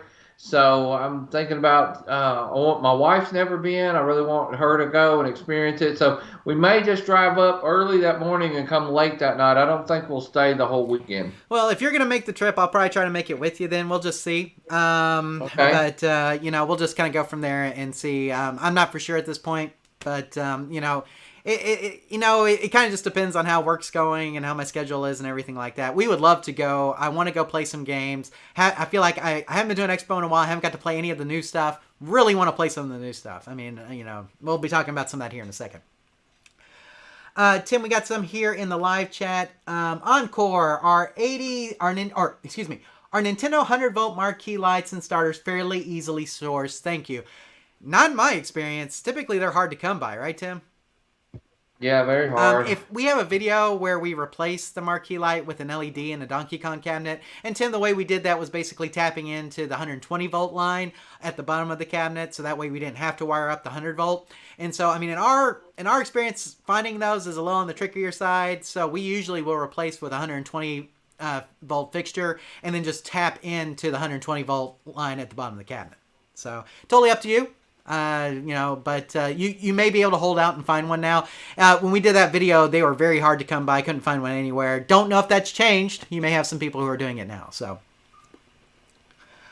what about Donkey Kongs with vertical collapse? If you got a Sanyo 20Z with vertical collapse, a lot of times you can cap kits are more helpful on those than others. And Paul is in the chat room. I'm going to actually say, Paul, if you've got a little bit more on that with Sanyo 20EZs, because it's been a while since I've actually messed with one of those as far as vertical collapse is concerned. So if Paul's here, we may throw that to him and see if he's got any more ideas on that. But I mean, cap kits are a little bit better on Sanyos fixing things than they are on other ones, than they are on other chassis. And so, you can go that route, but there are some other steps that you can take. Again, it's been a while since I dove into a 20EZ. Tim, any thoughts on a vertical collapse of the 20EZ? Well, same as most any other collapse. Yeah, cap kit would help a lot. Yeah. Carlos, doesn't the Nintendo have the sound amp on the monitor chassis? Yes, it does. So that's something to keep in mind. You can get a cap kit for just that sound amp area too, if you need it, or if you're having problems with it, you can get a rebuild kit for it, which is very handy. Let's see. Texas JYT says, awesome. Looking forward to seeing you guys there. Well, hopefully we can make it. It sounds like Tim's going to be able to make it. I may be there. So we'd love to make it. It's been a while. So, okay. We're caught up. Cool. Okay, Tim. So we have some quick question and answers here. So this is our rapid fire section of the question part of the podcast, or live show, excuse me. And we have 3 this evening that we would like to address with you. And so I'm going to put them up on the screen and we'll get down to them. The first one's from Bobby. I have an arcade one-up Pac-Man cabinet. My joystick hangs on the up direction a lot. Can I oil it? I have it apart, but I'm an older guy and I can't see very well. Let's see. The next person we have is Inutiasha. I hope I'm saying that right. And Nutiasha says, my monitor ratio is screwed up. It's zoomed in. Is there anything I can do to fix it? And Sunny says, I'm wondering if the figures in your post on arcade games and electricity cost are for playing the game or the game being idle. Is it good to shut down the older machines when not in use, or let them continue to be plugged in? So Bobby, about a joystick up direction hanging on an arcade one-up. Inutiasha, on a monitor ratio issue, Tim, and then we have Sunny, who's wondering if should we shut down games or should we let them continue to be plugged in when we're not using them. So let's go with Bobby's here first. So arcade one-up joystick, Tim, works just like a regular arcade joystick, but his up direction's not working. He wonders if he can oil it. What would you recommend for that? Typically, we don't oil one. They don't need oil, and most of the time there's a switch or something, or a plastic part or something in there. So he needs to turn it upside down, look in there, or just replace the whole thing other than oiling it. It might help a little if there's got some kind of rust or something in there for whatever reason, or some gunk that got in there. But maybe some 3-in-1 oil if you just feel like you have to, but normally not necessary. Absolutely. Now, Inutiasha had a monitor ratio screwed up. He said he looks like his picture zoomed in on his arcade cabinet. What can he do to fix that? Well, he can try the vertical and the horizontal pots and try some adjusting it. If it's too big, then you're probably going to need to replace the width coil or do a whole width kit. And then we had Sunny Tim, who wonders, well, I'll answer the first part of it where he says, is that with the game playing or being idle? Tim, what we did was we ran a Donkey Kong cabinet for an hour and we played it for about half that time. So that's that gives you an idea of what it would cost to play it for half the time. Now, those kilowatt hour figures have changed a lot over the years, Tim. Kilowatt hours are a lot more expensive than they were when we did it initially. But overall, is it good to shut down older machines when not in use or let them continue to be plugged in? Well, generally, I say always treat an arcade game like a TV. You don't you don't leave your TV running 24 hours a day, but you don't unplug it from the wall either. You just turn it on when you want to watch. So that's kind of the way I treat arcade games. Most of the problems we have are monitor related. So if you're not playing, just most of the time turn it off. But I Sound, don't unplug it unless there's an electrical storm or something Sounds good, coming. Tim. So I'll go ahead and throw this up for everybody so they can see your answers. Bobby, typically we don't oil joysticks, even on Arcade 1-Ups. If it's hanging on the up direction, could be a bad switch. You might consider replacing it with a new one if you played a lot.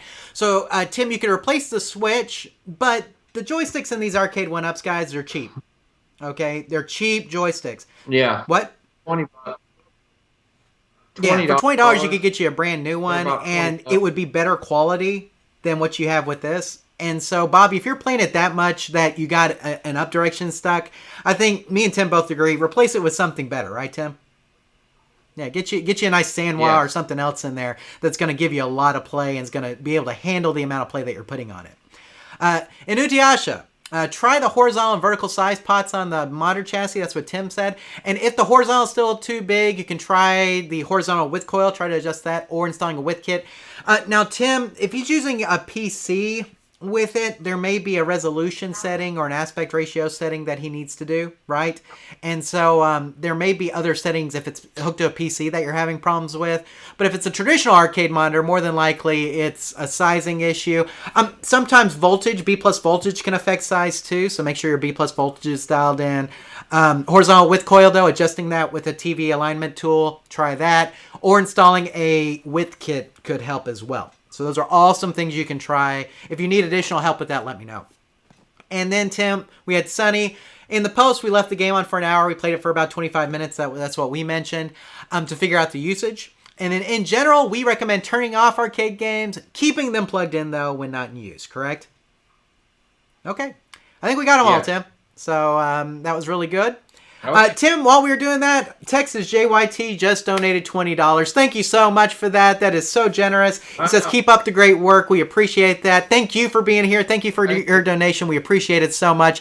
And we do look forward. Hopefully, me and Tim can both make it to the Texas Pinball Festival. We'd really like to do that. Let's see. We have Nate here. He says, on the Arcade 1-Up, just switch out on the joystick. It's like a bootleg Sanwa joystick. My up, down, left, and right stopped working. Just swap the part out and fix the issue. Yeah. So if you want to swap just the switch out, you can, like me and Tim mentioned. But you may just, instead of using that bootleg Sanwa, just buy a real good Sanwa. You know, I mean, it's cheap. It doesn't cost you very much, and the quality's good. Right, Tim? There you go. Delusional just made it in. He says, hi, all. Happy New Year. Happy New Year to you, Delusional's Arcade. We're glad you're here. We were just mentioning your videos earlier and how much we enjoy them. Make sure you guys check out his content on YouTube as well. So, Tim, I'm going to take a little break here myself since you did earlier. So I'll let you talk about whatever you want to talk about for a sec, and then I'll be right back because I have to address something real quick too. So, okay. Let's see. I can try to tell you something in the live chat. It looks like we're caught up though at this point. I didn't know if there's any. Did you get to do any arcade related stuff over the holiday? That may be a good topic. So I'll be right back. Yeah. Okay, John, take on off. Everybody, John's always a better narrator and everything than I am, but I'll stick with you guys. I can't see the live chat because I'm not there tonight. But yeah, over the holidays, I did. I've got a Miss Pac-Man that I've just got to work on. All I have to do is replace the light up and put it together. But the board is working and everything now on the test bench. So kind of got to get that ready. I was kind of hoping to sell it before Christmas, but didn't get time. Just it seems like everything's just so busy. I'll go on to our next story, and we can start talking about this. Jonathan will show the slide in just a minute. But did you guys hear about the axe-wielding man that came and locks people inside of arcade, smash games, and a 2-day rampage? I'm going to read the story here. One can show the slide here in just a minute. So, a man destroyed several arcade games with an axe at a Sea Cave arcade and bar in New Orleans. The man started the evening by covering arcade. John, I'm going ahead and reading. You can show the slide right now of the axe-wielding man. The man started the evening by covering an arcade cabinet with stickers from a supermarket price gun. The man was asked to leave, then came back a half hour later and used a bicycle lock to keep customers and employees from leaving. He broke the glass out of the windows and fled before the police arrived. He then came back in the early hours of the morning and attacked the cabinets with an axe. Total damage is estimated between $30,000 and $50,000 from the photos. It seems like many CRTs were smashed in the incident. This was one of the craziest stories, John, that I had seen in a while. And, New Orleans is my home state of Louisiana. I lived there for many years. So just kind of, I don't know, this guy had to be on drugs or something. I don't know he was really upset. I thought the first part was funny where he was just covering an arcade cabinet with stickers from the price gun. I don't know. That would have been bad enough, but to take an axe and start breaking everything. What'd you think? I thought it was crazy. And if you guys haven't seen all the pictures, I mean, we have the one picture there that we show of the big blue cabinet that with just a crumpled CRT. But if you haven't seen the rest of the pictures, Tim, he basically damaged every CRT in the house. Yeah. Wow. So, So was he pro LCD, and he was just tired of all the monitors, or were they LCDs and he wanted them to be? No, I mean the LCDs CRTs? were damaged too. This guy was an equal opportunity offender. It didn't matter if it was CRT or LCD. But guys, I mean literally, this guy was throwing rocks and like wielding his axe against all of these monitors, arcade games. I mean it's just ridiculous. And I mean it started with him just covering. Like Tim mentioned, covering a cabinet with supermarket pricing tags, and then they asked him to leave. He came back, Tim, put a lock on the door, locked the employees in, and then busted out the front glass. And then finally, like the cops got there and he left. Then he came back like early the next morning, and that's when he did all the damage to all the games. I mean, $30,000 to $50,000 worth of damage, Tim. It's ridiculous. That's crazy. So and somebody mentioned this. They met their fundraising goal, so they had set up a GoFundMe to pay their employees, Tim, which I thought was really great. And they met that goal, nice. So good for the Sea Cave Arcade. They are going to be able to pay their employees because, I mean, obviously they can't operate the way it is now. They are in the process of getting back up. You can check out their Facebook page and see all the progress that they've made. But, Tim, it's going to be a long slog to get back to where they were before all the damage was done. I think so. I said, was he on drugs? Well, you think he would have sobered up before the next morning. He obviously had some kind of beef with them. Just shows how crazy people are these days. It really is. And, this guy sounds like he already had a record, Tim, and had already been involved in some altercations in his lifetime. And so, but why do you have to do this to defenseless CRTs and LCDs, Tim? So right. It's just, it is crazy. It is a crazy story. You can read the entire thing on Kotaku or several other places. You can go to their Facebook page. They have it all posted. But, I just feel so bad for them because it's just like, what do you do as a patron? Or as the guy who owns the place. It's like, and the cops, they get there too late, So, look, I love the cops, but their response time is not always the best. And in this particular case, when he came the second time, and it took them a while to get there, and then when he came overnight, it took them a while to get there. By the time they got there, all the damage had been done, So it just sucks, guys. Yeah. It sucks any way you slice it. And so I'm glad they're getting back on their feet. It's going to be a while before they get back to full operation, I'm sure. But their employees will get paid, which is a great thing. So I hope that we wish them the best of luck going forward. Hopefully they'll be able to replace most of what he damaged, but it's going to be a long, long time before they get there. So Delusionals Arcade says, if that was here in New York, that guy who smashed everything would have gotten shot on the spot by the patrons. Same thing here in Texas, right, Tim? Yeah, I was just thinking, in Texas, we don't work for the cops. That's right. As soon as that guy showed back up the second time, I would, if he stepped foot into if he would have put the lock on the door, that would have been it. That would have been it. Yeah. That guy would have had bullets in him.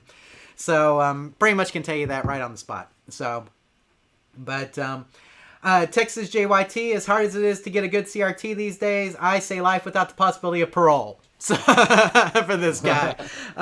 Yeah, golly, so. That stuff's irreplaceable in a way. You can't replace CRTs, really. Nobody makes them anymore, so.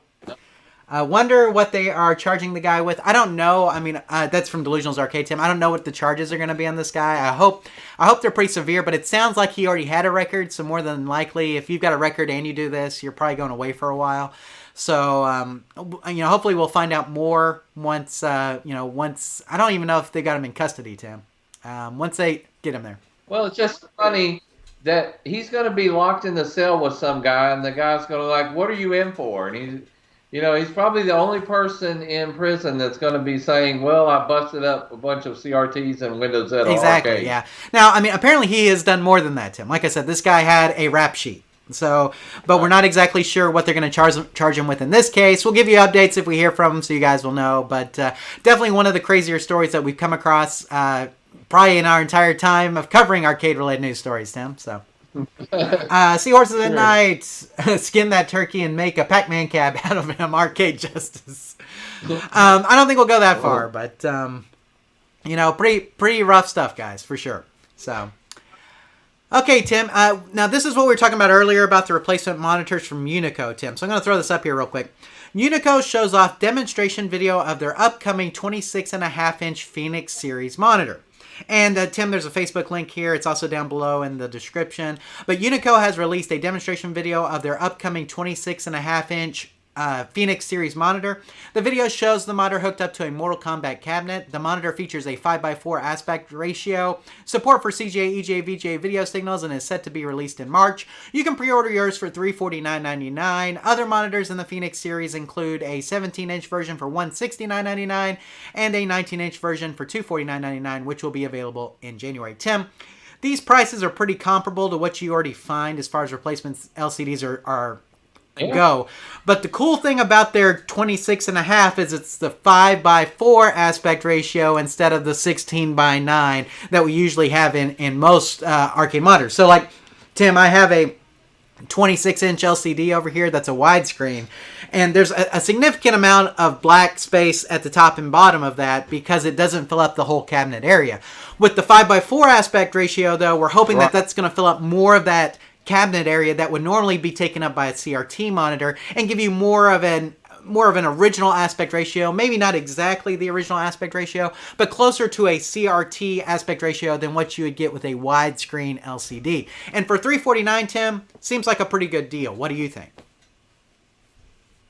Yeah, I think it's a good. I think it's one of the best things that's come out in a while, actually, because anytime you do the other, you have to get a different bezel and all this stuff, and this probably will work with your current bezel. Should mount in there easier, I would hope. So I would really like to maybe we'll get one and do a video or something on it. I would really like to see this, or if somebody else does, let us know. We'd like to feature that because I think this is a pretty cool thing to have, especially being. I was going to say we could get one, but I don't really want to replace the CRTs out of any of my cabinets unless they're dead. So it's like, part of me is like, I wouldn't actually put it in an arcade game. If we got one, we just do it for just to show it off in a video. But the thing about this is, Tim, is UNICO is a company that most people probably know from their home use only Neo Geo system. Okay, they made the Neo Geo little like arcade one-up style cabinet for home use that they made, which is like $500, and it's really nice. But UNICO was actually founded by a lot of people who are in the arcade industry, Tim. And so these people know arcade games. I mean, they did make a home use only unit, but the people who run UNICO know arcade games and know this is something that is needed. And so with that in mind, I think that we will see a high quality product out of these guys. So I think if you put your money into one of the 26.5-inch monitors, that, I think it'll be well placed. And if somebody ends up ordering one, please let us know what you think. We'd love to see your thoughts about it.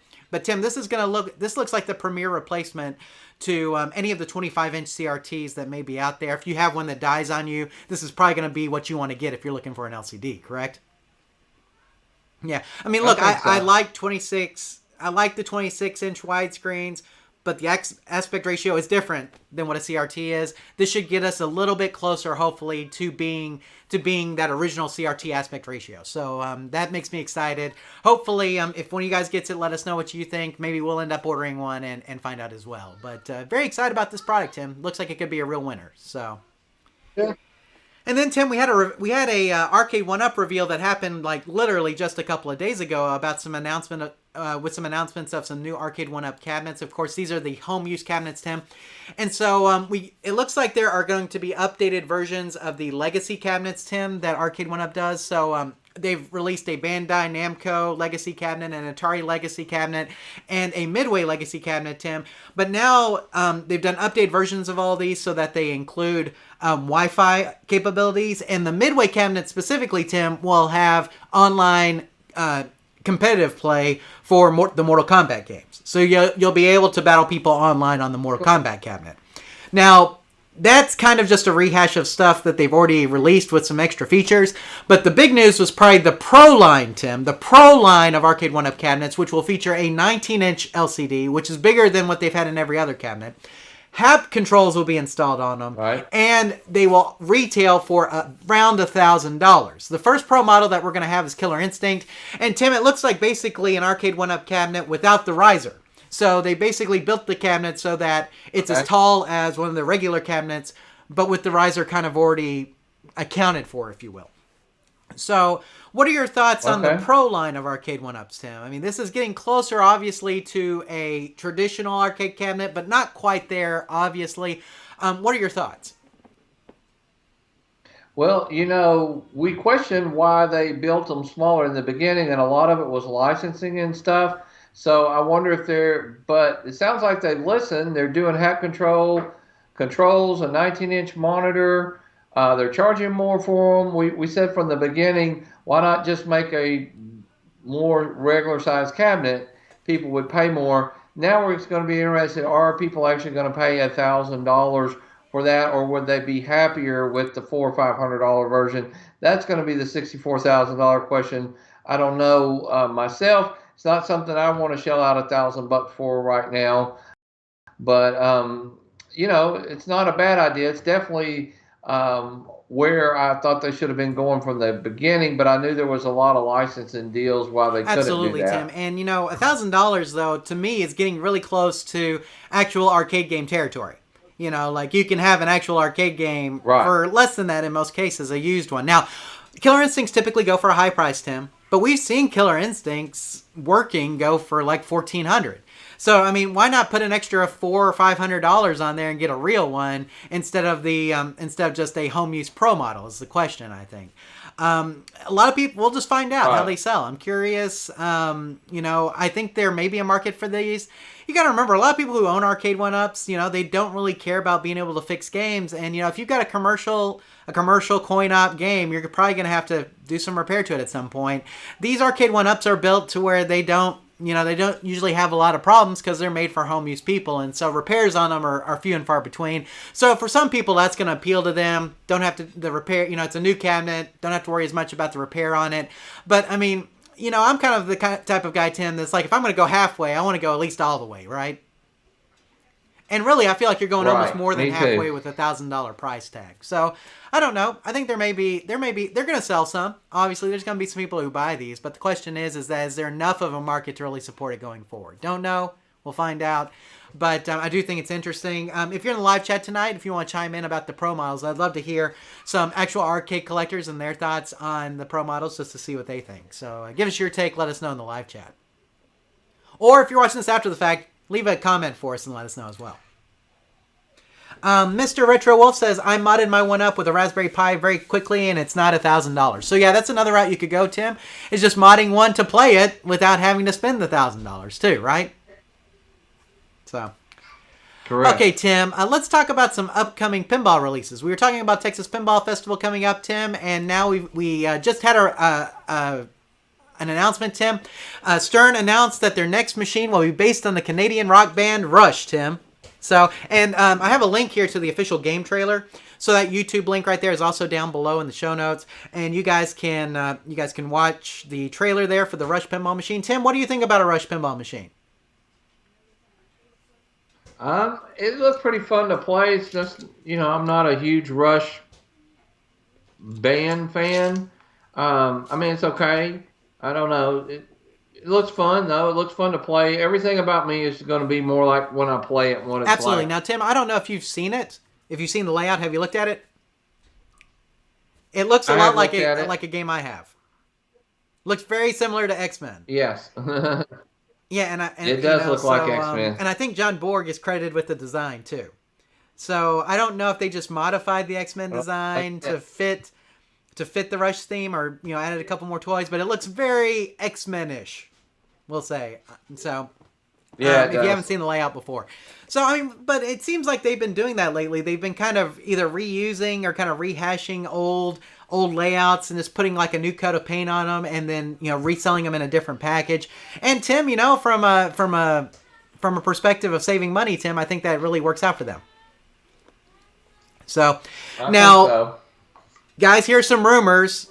Oh, what were you gonna say? They're not exactly passing. No, they are not. Yeah, the prices are still very high right now, Tim, on pinball machines, which is why I'm never going to be able to buy another pinball machine again. But that's a different point altogether. Now, Tim, we recently talked with Mark, our social media community guy, and he heard some rumors about some upcoming themes. So let's talk about that for a second. These are rumors, guys. Take them at face value. Rumors. So we are hearing rumors that Stern Pinball may announce a Venom machine based on the comic art, okay, and a James Bond machine soon, right, Tim? And then the rumored Jersey Jack pinball themes include Toy Story, Avatar, based on maybe the new trilogy, Tim, and The Godfather, based on the 1972 movie. Now, Tim, so I have 5 themes here. Which one of these themes excites you the most? So we have Venom, James Bond, Toy Story, Avatar, or The Godfather. Which one of these is in your wheelhouse? Which one of these would be most likely to buy based on your likes? Based on my likes, probably either, believe it or not, either Toy Story or James Bond. So why those two in particular? I'm really interested in the Venom one or Avatar. Maybe so why Godfather those in particular, even. Tim? Just because I love Toy Story, and I think they would do it right. I think they would be a real kid-friendly, fun game to play with the kids and stuff. James Bond, just classic, timeless.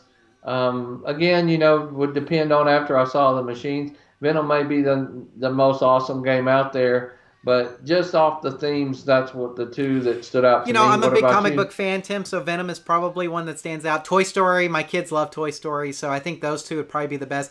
I liked Avatar the movie, but I am not like a diehard Avatar fan at all. I mean, look, it's a good movie, but I say it's a good movie. It's basically Fern Gully, The Last Rainforest, with a shinier coat of paint. That may be controversial opinion, but that's just my opinion. Still a good movie. Don't get me wrong. The 3D, if you watch it in 3D, it's great. Golly, the 3D in Avatar was awesome. Right. But I'm not sitting here saying I really want another trilogy or a trilogy of Avatar movies. Are you saying that? I mean, I know it made a ton of money, but not really.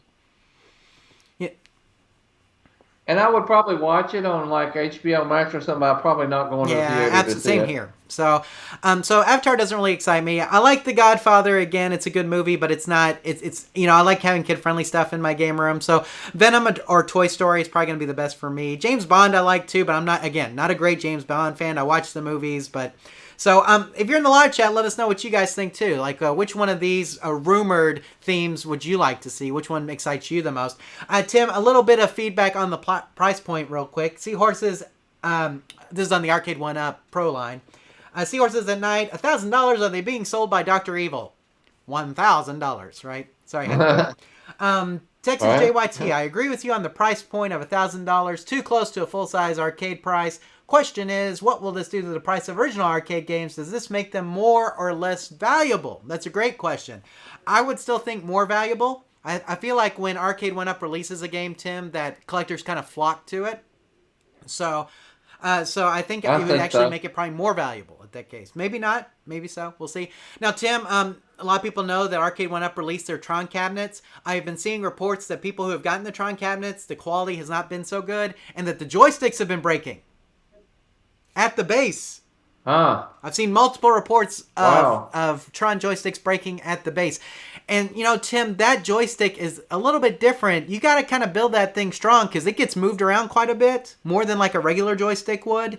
And so I don't know how much quality testing they did on that before they released it, but Tim, it obviously is looking like they're having some joystick issues.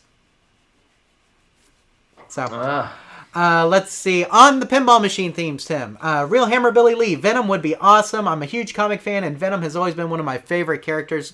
Yeah, if you're a Spider-Man fan, it's hard not to be a fan of Venom as well, Tim. And I think they could do some really good work with a Venom machine. Seahorses at Night says James Bond would be his pick. So if anybody else has picks for which one of those themes they like the most, let us know. Okay, Tim. This is our last news nugget that we have here, and unfortunately it's a sad one. And Tim, I feel like over the last 6 months we've been doing a lot of these, and it sucks. Actually, over the last year. The last year we've been doing a lot of these, and it sucks.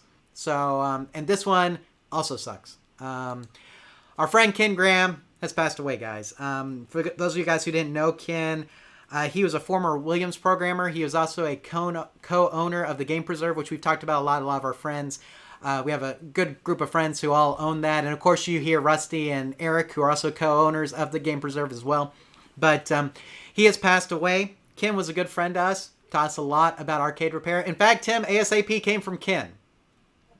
So when we say ASAP, that was something that Ken taught us.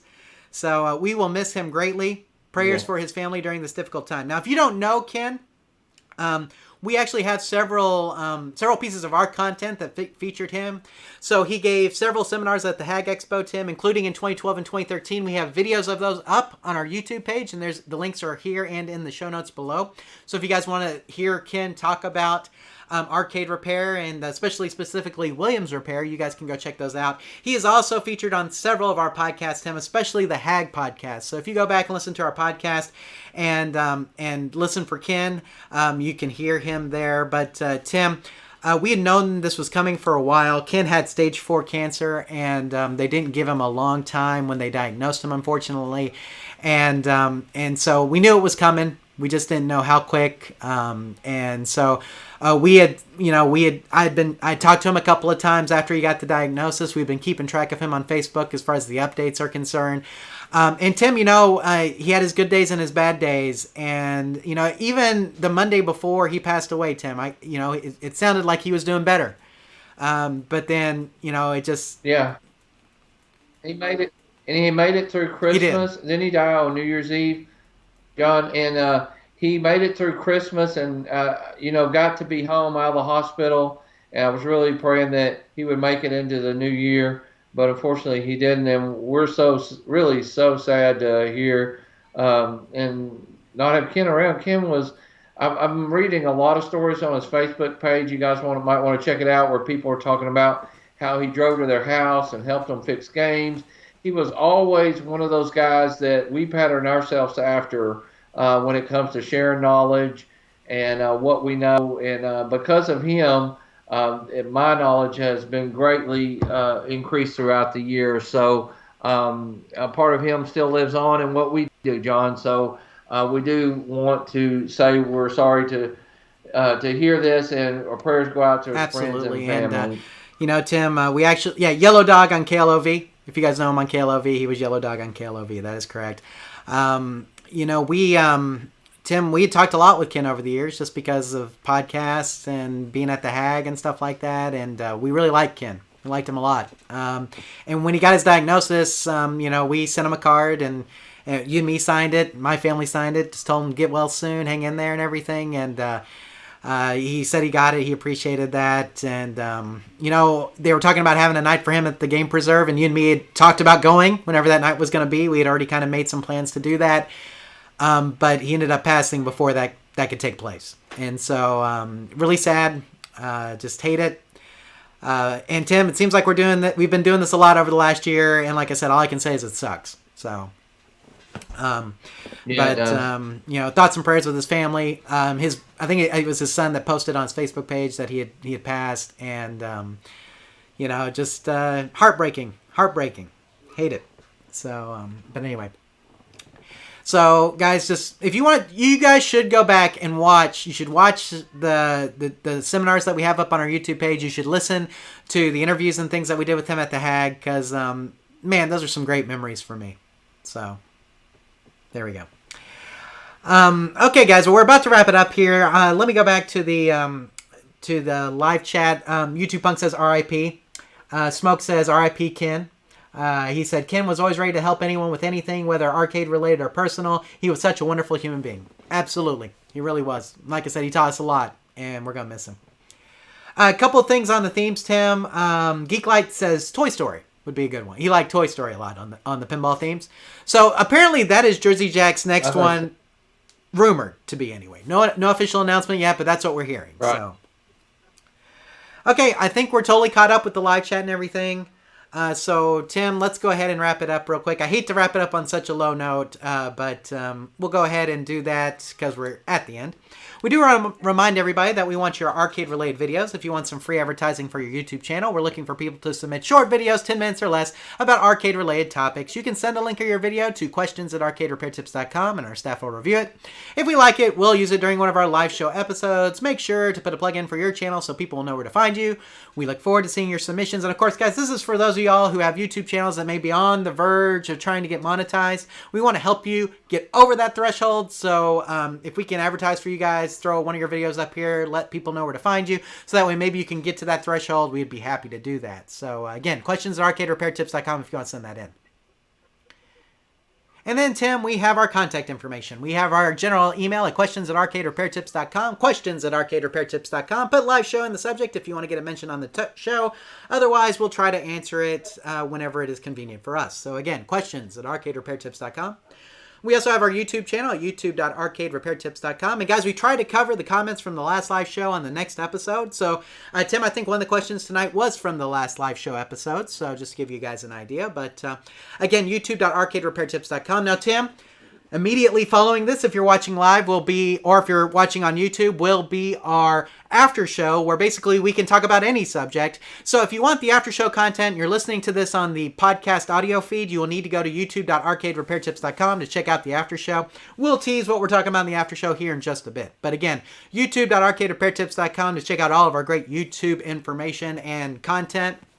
And then, Tim, I used to give the podcast email and stuff out, but I know, especially with Ken's passing, that Rusty and Eric got to be so busy trying to get things, kind of going and things. So I kind of left that off for now, and we're just going to promote the audio podcast feed, where you can find our live shows, our interview podcast, question and answer podcast, if we ever get back to doing those with Eric and Rusty.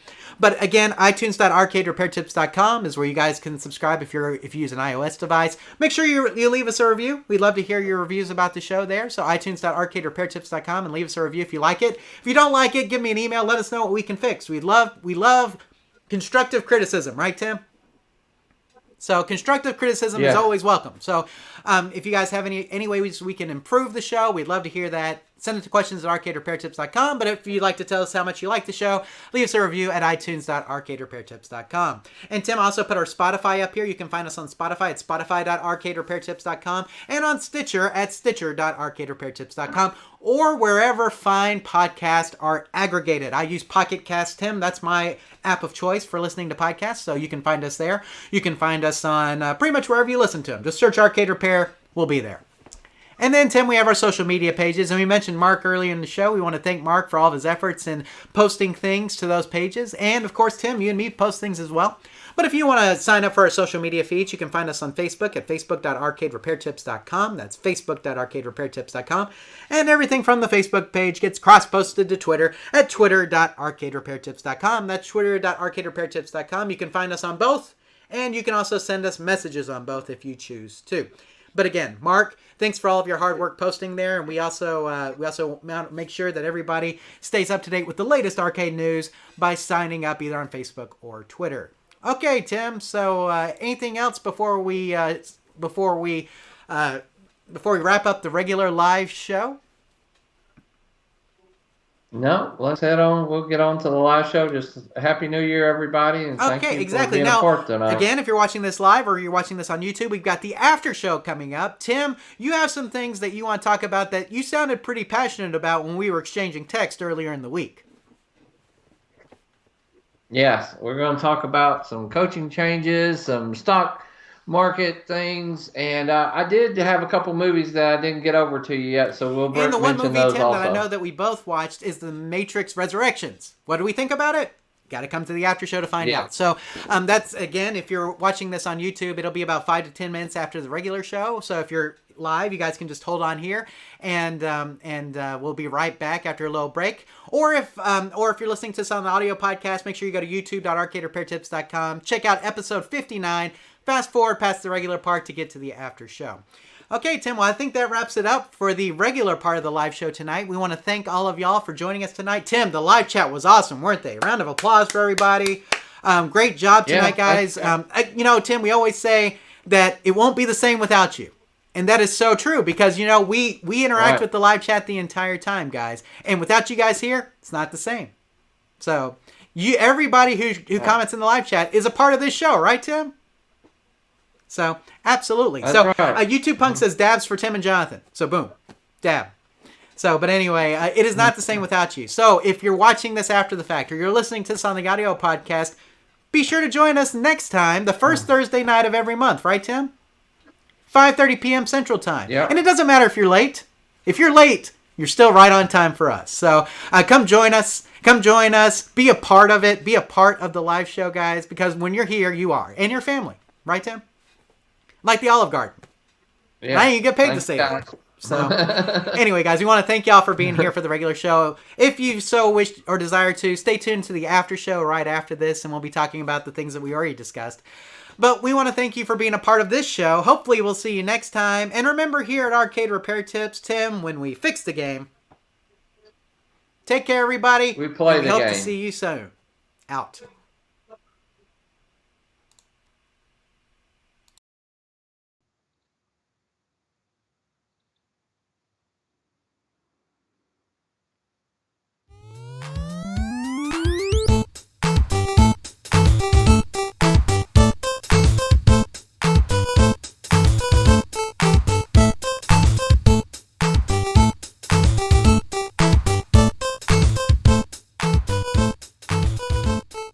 Thank you for watching this episode of the Arcade Repair Tips live show.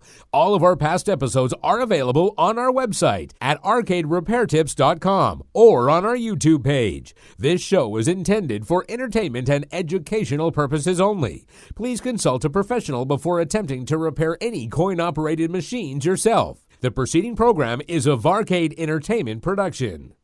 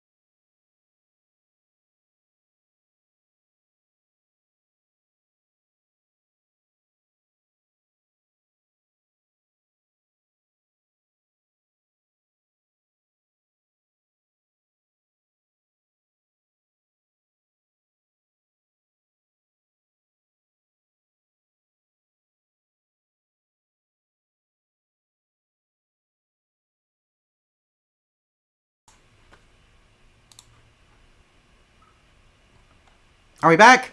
I think we're back. Yeah, we're back. All right. I'm looking at all the audio levels, making sure. Yeah, we look back. Are you back? Hey, I see you. Okay. I'm here. Guys, I thought it went really well as far as the live show goes. Sometimes it takes a good whack, Tim. Obviously, kind of a controversial title. Jeff, I don't know if you saw Jeff Rothy. We put the event on Facebook, and he said, I thought this was a family-friendly show. So, obviously, we try to take the title from questions that we get, and then I just thought it was funny that, he said sometimes he said, it takes a good whack for it to come back on, and so I was like, sometimes it takes a good whack. It just kind of worked out. So, Yeah. So yes, this still is a family-friendly show, though, right, Tim? Absolutely. Hopefully so. Okay, Tim. So we teased some things, but before we talk about some of the stuff we teased, how did your December go? It was good. What we did was anything that we got for Christmas, mostly we asked for this year just some money, and me and my wife put our money together, and we got us a new set of luggage, which we hope to do more traveling, and we just need it. It all matches, and it's not black where I can see it on the, it'll kind of stand out on the conveyor belt and stuff. So that was kind of like what we got for each other. So we didn't really spend much else money, just got the kids and stuff, some things. So it was a pretty simple Christmas, but I really enjoyed it. Just I had, for the first time, I can't remember the last Christmas Eve I was off. And, I was off Christmas Eve, Christmas Day, the day after. So I had some really good time off, and it was a good break. Tim. Yeah. Now, I mentioned at the top of the regular show there that we all had COVID. We got COVID. Yeah, as I'd say, we got COVID about a week before Christmas. And my fever spiked like Wednesday of that week. And so, Christmas came around. I was feeling better, but I still wasn't back to normal. Even now, I'm still not back to normal. Still have a little bit of a cough and a little bit of COVID fatigue. But I'm getting there. And, so it was a little on the rough side, but, got some good stuff. Tim, my big gift was a nice Dallas Stars jersey. A lot of people know I'm a hockey fan. Also, my wife also got me this. So I got some Dallas Stars stuff. And then, just some other things in general. Just trying to think. I got some Switch games and things like that. So it was fun. So it was good.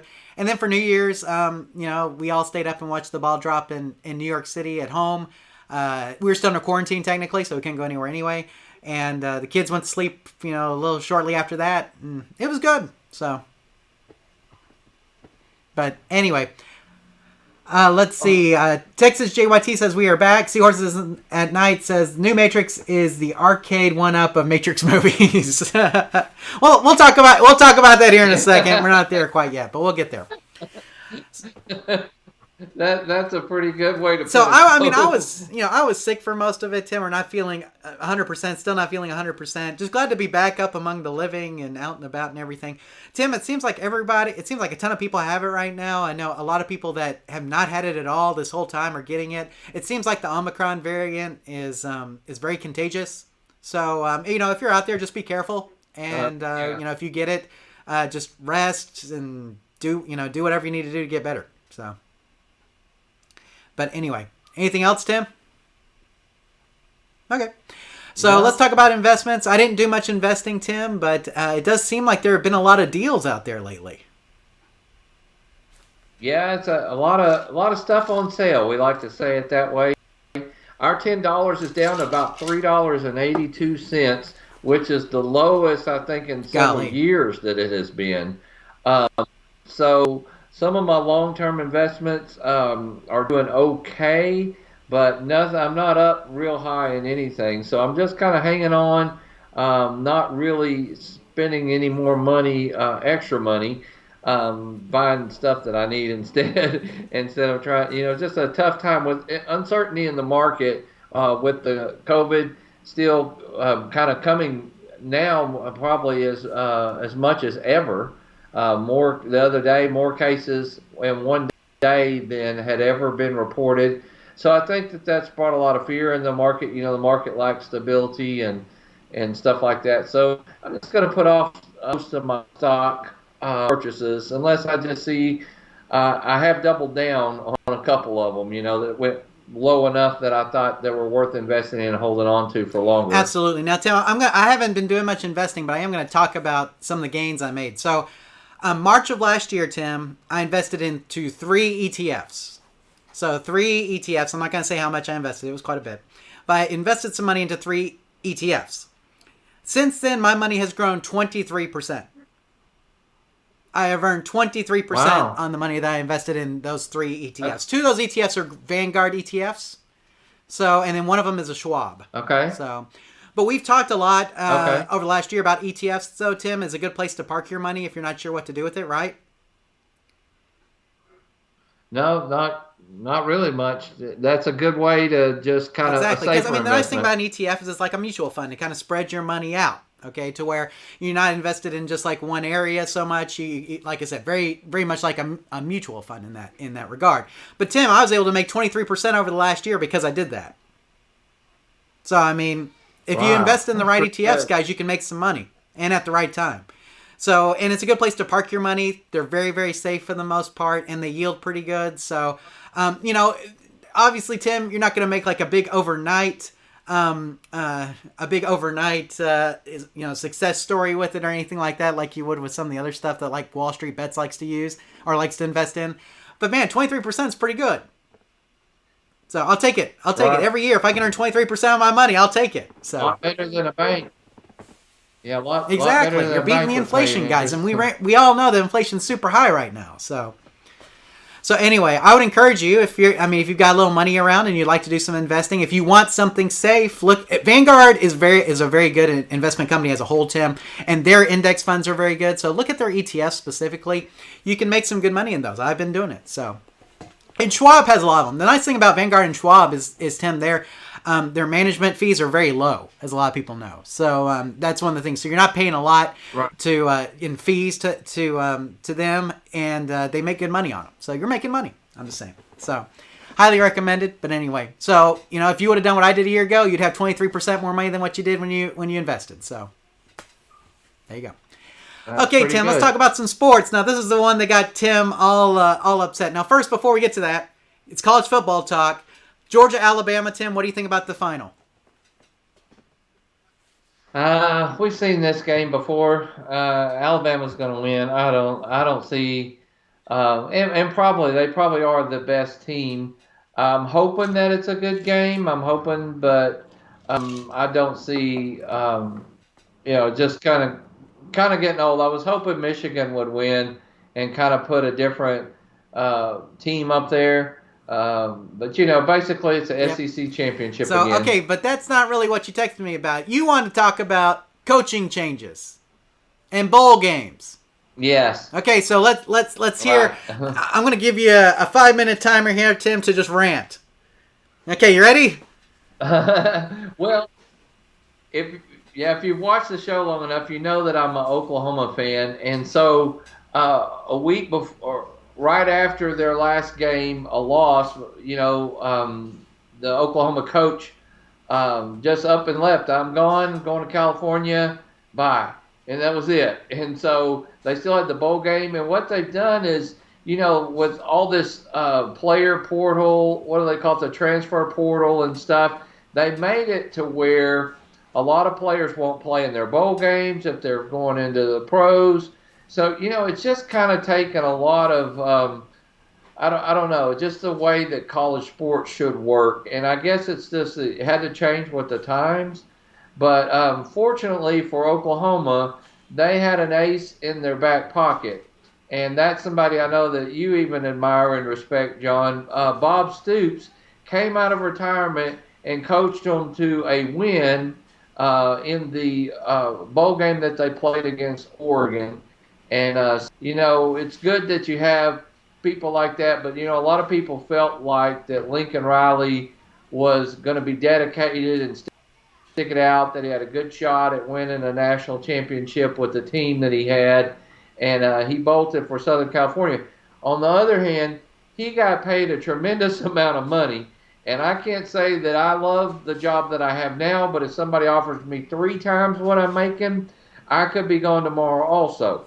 So if anybody's up with an offer out there and listening, that's about what it would take. but at the same time, you can't really blame him for going where the money was. But that's what the Oklahoma quarterback announced, that he was going into the transfer portal. John, I don't know if you keep up with him that much. So basically, he was saying, I'll go to whoever the highest bidder. There is a player coming to Oklahoma and said, I want to play for Oklahoma, and I'm so dedicated that any money I receive, I won't even take it. I'll take it, and it can go to the children's hospital or something like that there. That's how much I want people to know I want to be the quarterback. And so I feel like we'll be in good hands. We got Brent Venables, who was the defensive coordinator for Clemson for years, and they always had a good defense. So I think we're going to be in good shape. But it just kind of stinks, the way it's set up, the way the coaches change. Notre Dame's coach left for LSU. Right? You would have never seen this 10 years ago. You finish out the season, right? It's just the way. It's not the way we teach kids in Little League. You're going to play to the end of the season. If you want to play for another team next year, fine. But you stick out to the commitments that you were originally committed to. You honor. You got 2 more minutes. Okay. No, I understand. And so let me come back to you. So I understand that, Tim, and I really do think. I mean, to me, I almost think that there should be maybe a rule in place that says that no coaches or players can change hands once the bowls start to the end of the season, until the final's over. And then at that point, everything can happen, right? Right. I mean, you see this in professional sports all the time. Yeah. You don't have. I mean, even though there's only 2 teams left in the in baseball, for instance, you got like whatever the National League and American League teams are in the World Series. No players are changing hands until after the World Series is over. No coaches change hands usually until after. Now, coaches will get fired. That's a different thing. But no coaches will usually get hired again until later. So, I mean, that's very common. And so maybe there should be a lock in place saying, okay, well, we're not going to move people until after bowl season. So you can't go to another school until after, or at least until after you've played your bowl game, your final game with your team. So. I agree. Well, kind of think of it like this, John. You ever been playing fantasy football and like you're doing pretty good, and then the week before or the week you're going to play for the championship, they go and they trade off to some of their friends, or somebody gives them a whole bunch of their good players because they're not in there. Does that kind of make sense? That's why you should be in a fantasy league that has to approve trades. But anyway, that's off the subject. Right. But no, I think you're right, Tim. But like we talked about, Tim, there's the rule of the money truck. And if somebody backs a money truck up to your house, guys, it's hard not to say yes. Hey, look, Texas Rangers, Josh Hamilton, man, I wanted to keep him, but man, Angels backed a money truck up to his house, and man, he took it. And I say, okay, because man, if somebody backs the money truck up to my house, Tim, it's gonna be very hard for me not to take it. So, but at the same time, maybe there should be a rule in place that says that coaches and players must stay on the team until their final game for the season. So, once bowl season starts, at least. I don't know. We can talk about it. NFL playoffs, Tim. What are you thinking? Cowboys are in. Well, they're in, but they're limping in.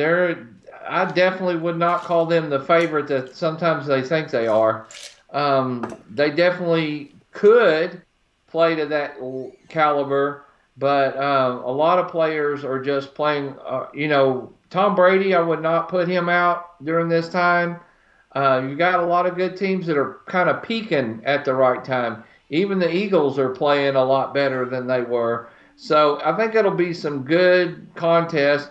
I still do think Dallas has a chance. I think they hurt themselves by losing to the Cardinals and not having the home field advantage.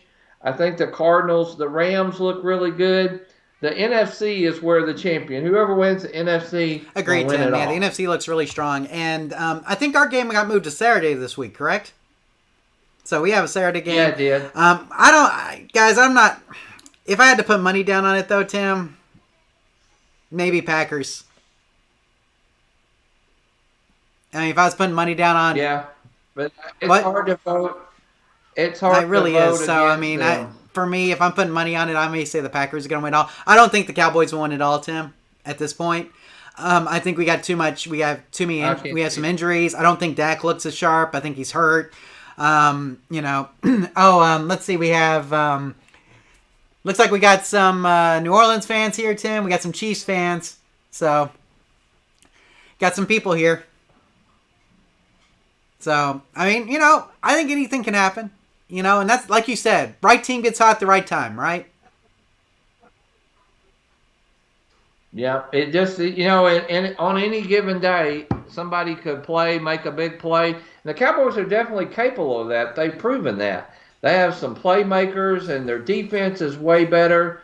But something about it just not clicking on all cylinders. And to me, Michael Gallup getting hurt and out for the rest of the year actually really hurts. And so I think that will, but you never know.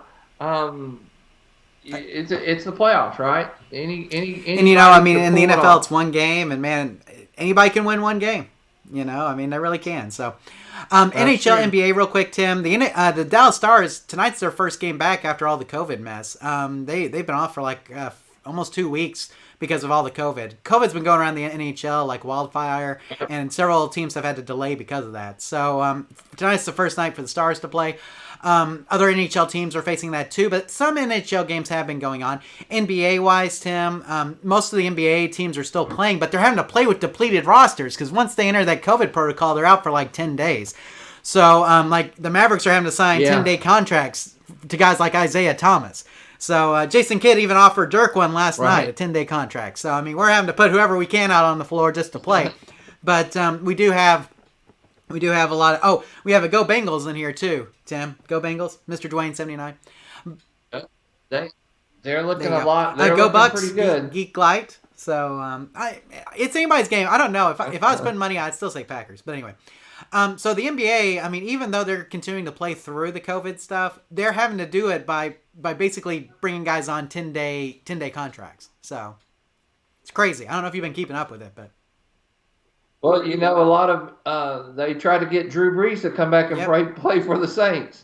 You know, everybody's, even the NFL's not having Absolutely. that same Everybody's issue facing also. it. I think the NHL has been hit the worst, and I don't know why specifically they have, but they really have been. So we're just hoping this all eases up pretty soon, and we can get back to your normally scheduled programming. Let's see here, Tim. Okay, cord cutting talk real quick. Those of you guys who have YouTube TV, like I used to have, the Disney channels actually went blank for like a day, Tim, while they were working out a contract dispute.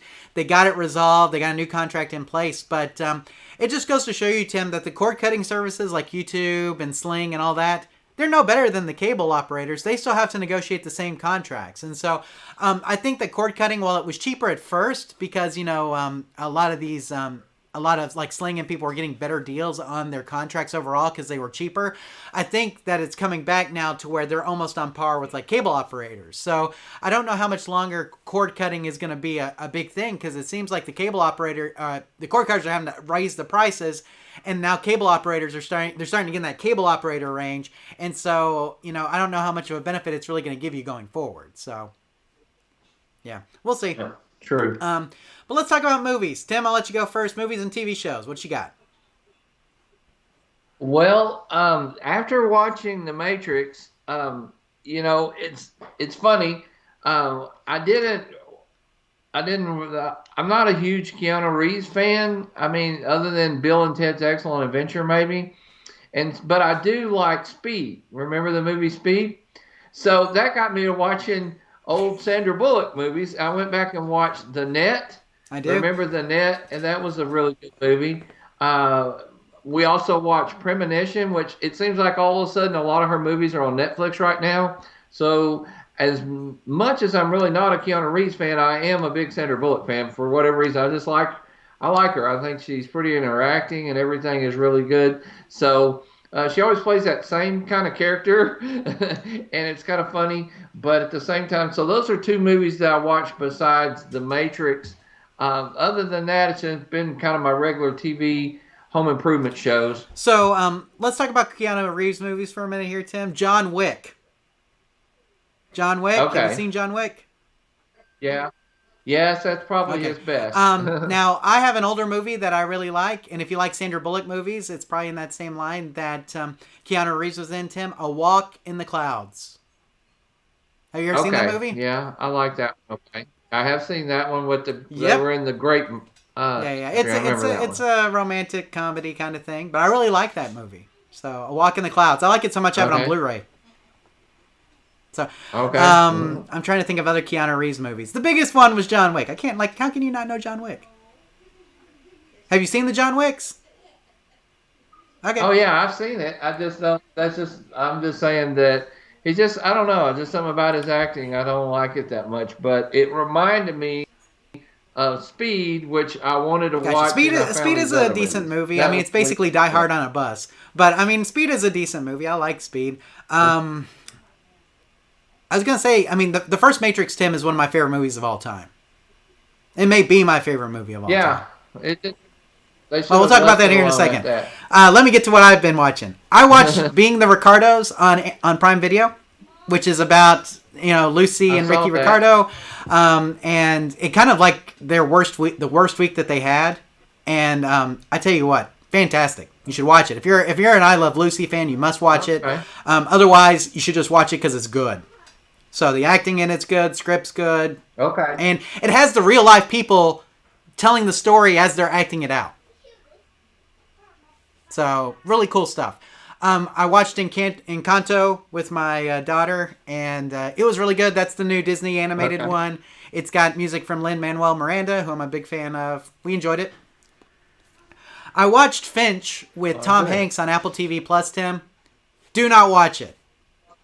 Most depressing thing ever. Okay. Oh, Point Break, Tim. Oh. Keanu Reeves. Thank you, Encore. Point Break. Have you seen that movie? Yeah. I have seen Point Break. Yes, It had that's a great Patrick movie. Swayze, right? Okay.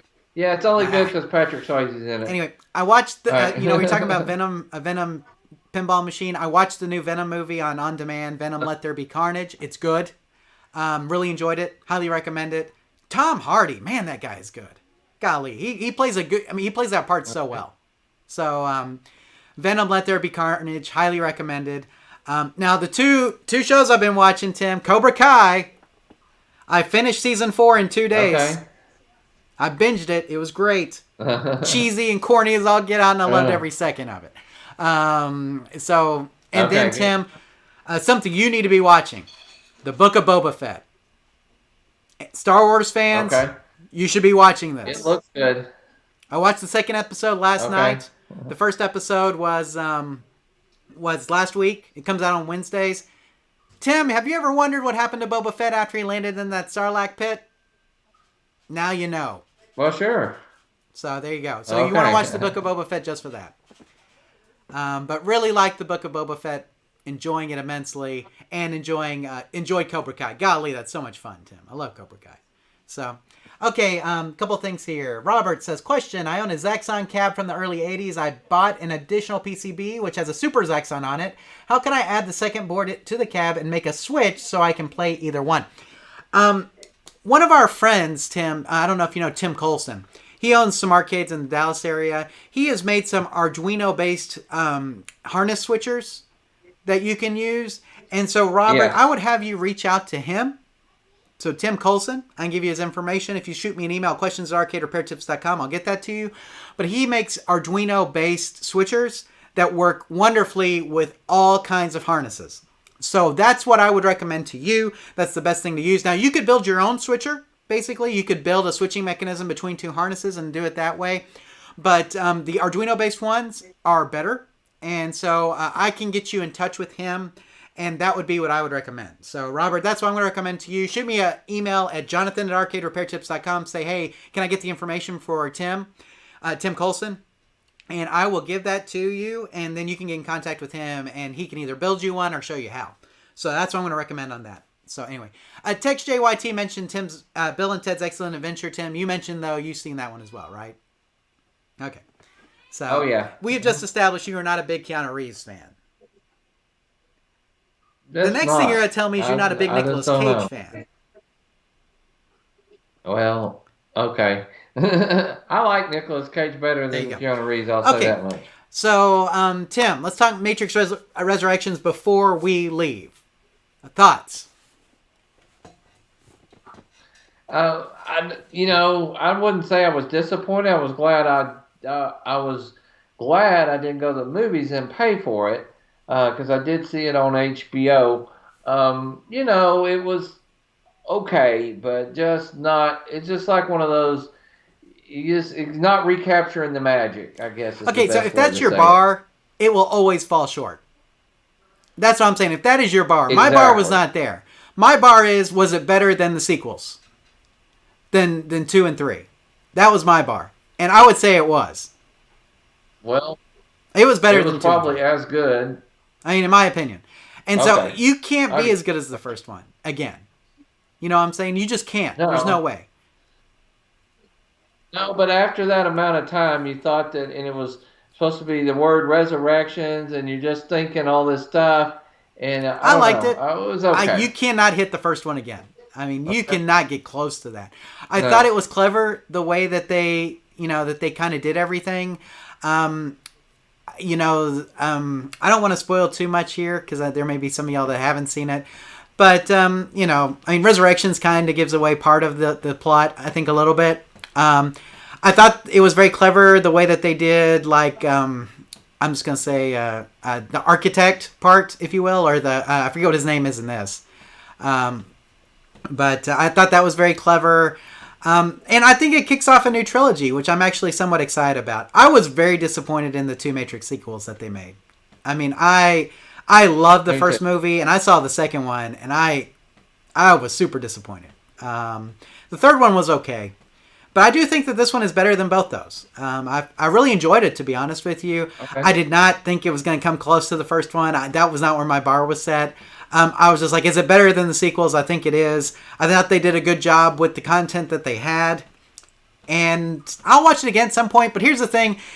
It's kind of forgettable for me. I mean, I remember that I watched it, but I don't know if you ask me 5 years from now, if I watched it, I'll probably be like, yeah, but I don't remember much about it. So in that way, it was kind of forgettable. It's not like the first Matrix where I watched it and I know all the lines. I can quote all the main quotes. I think that was it for me. But at the same time, I thought it was faithful to the source material, and I thought it did a good job of reintroducing the characters. So that's my thoughts. Okay. It did make me want to watch the original one again. Let's see. Texas JYT, after seeing The Matrix, I asked the theater manager for my money back. He said, I understand. So, there you go. A couple things from Robert here real quick, Tim. Any videos on how to attach a vector PC to an oscilloscope? Sorry to ask late in the show. Depends on your oscilloscope, and we're really not the people to ask that, probably. Get with our friend Raymond at arcadecomponents.com. He can walk you through that process. He's the guy to do. We don't do a lot of. We have not done a lot of bench testing in a long time, mainly because ever since since we moved away from Tim's old setup that he had, we haven't done a lot of bench testing. And so get with our friend Channel Maniac, if you know him on KLOV, or Raymond at arcadecomponents.com. He can tell you that. And then he has an Asteroids PCB and Starcastle PCB testing and repairing them. So you can hook them up to the video lines on the board. Unfortunately, off the top of my head, I couldn't tell you how to do that. It's been so long. So again, Raymond at arcadecomponents.com. Reach out to him, Robert. He can tell you. Yes, did you guys see the new Spider-Man? I have not, and I'm dying to. Me too, and it's just one of those things. I think if it hadn't come out right at the week of Christmas, it's definitely on my watch. There's 2 movies I want to watch. I want to see American Underdog and Spider-Man. I do want to see American Underdog as well, but I also want to see Ghostbusters just came out. The new one just came out on demand, and I think it's only $10 to purchase it right now. I think it's on sale on every platform, so I'm probably going to pull the trigger on that and watch it. So I don't know when, but I really want to see it. Big Ghostbusters fan for a long time. So, okay, Tim, I think we're at the end. So there you go. Hopefully you guys had a happy New Year, great Christmas. Tim, February will be our next show, February 2022. That's going to be on the 3rd, it looks like. So unless something comes up, our next show will be at 5:30 p.m. Central Time on February 3rd. That'll be 60, Tim. Episode 60. I know. Seems like just the other day. We're doing episode 58. But anyway, it's it was a wild last 5 weeks or months, Tim, because of COVID and everything. It just kind of compacted Christmas and New Year's for me. So it's weird to be back at work. I feel like I should still be on vacation. But still trying to get over it. And I know that those of you guys who have had it or have it right now are still trying to get over it. Guys, it just seems like it's everywhere right now. So here's my advice. If anybody's coughing or is hoarse, stay as far away from them as you can. Because that's what happened with us. Right. We got it from somebody who was like that. And so if they're coughing or they're hoarse, you stay as far away from them as you can. Guys, I was double vaccinated and I still got it. I didn't have my booster, but, it still put me down pretty hard. So, the only thing that the vaccines you really protect you against is hospitalization. Doesn't mean you're not going to get it. Doesn't mean you're not going to still get sick. Just hope you don't end up in the hospital. So I did not end up in the hospital, thank goodness. But still, it wasn't a pleasant ride. I don't recommend it for anybody. So take precautions. Try not to get it. That'd be my advice to you. So Tim, anything else before we head out? No, I'm ready to Oh, go we have eat. a Doctor Strange 2 trailer. Looks awesome. That's what Texas JYT says. Seahorse of the Night says later, guys. Thank you guys so much for being here again. We said it at the top of the regular show. We'll say it at the end of the regular show. We'll say it at the end of this show. You guys make the show. Without you guys, there's not a show. Thanks for joining us this month. We hope you'll be back on February 3rd to join us again. We'll see you then. Take care, everybody. Good night. Have a good one. And enjoy your January. We'll see you February 3rd for the next live show. We out.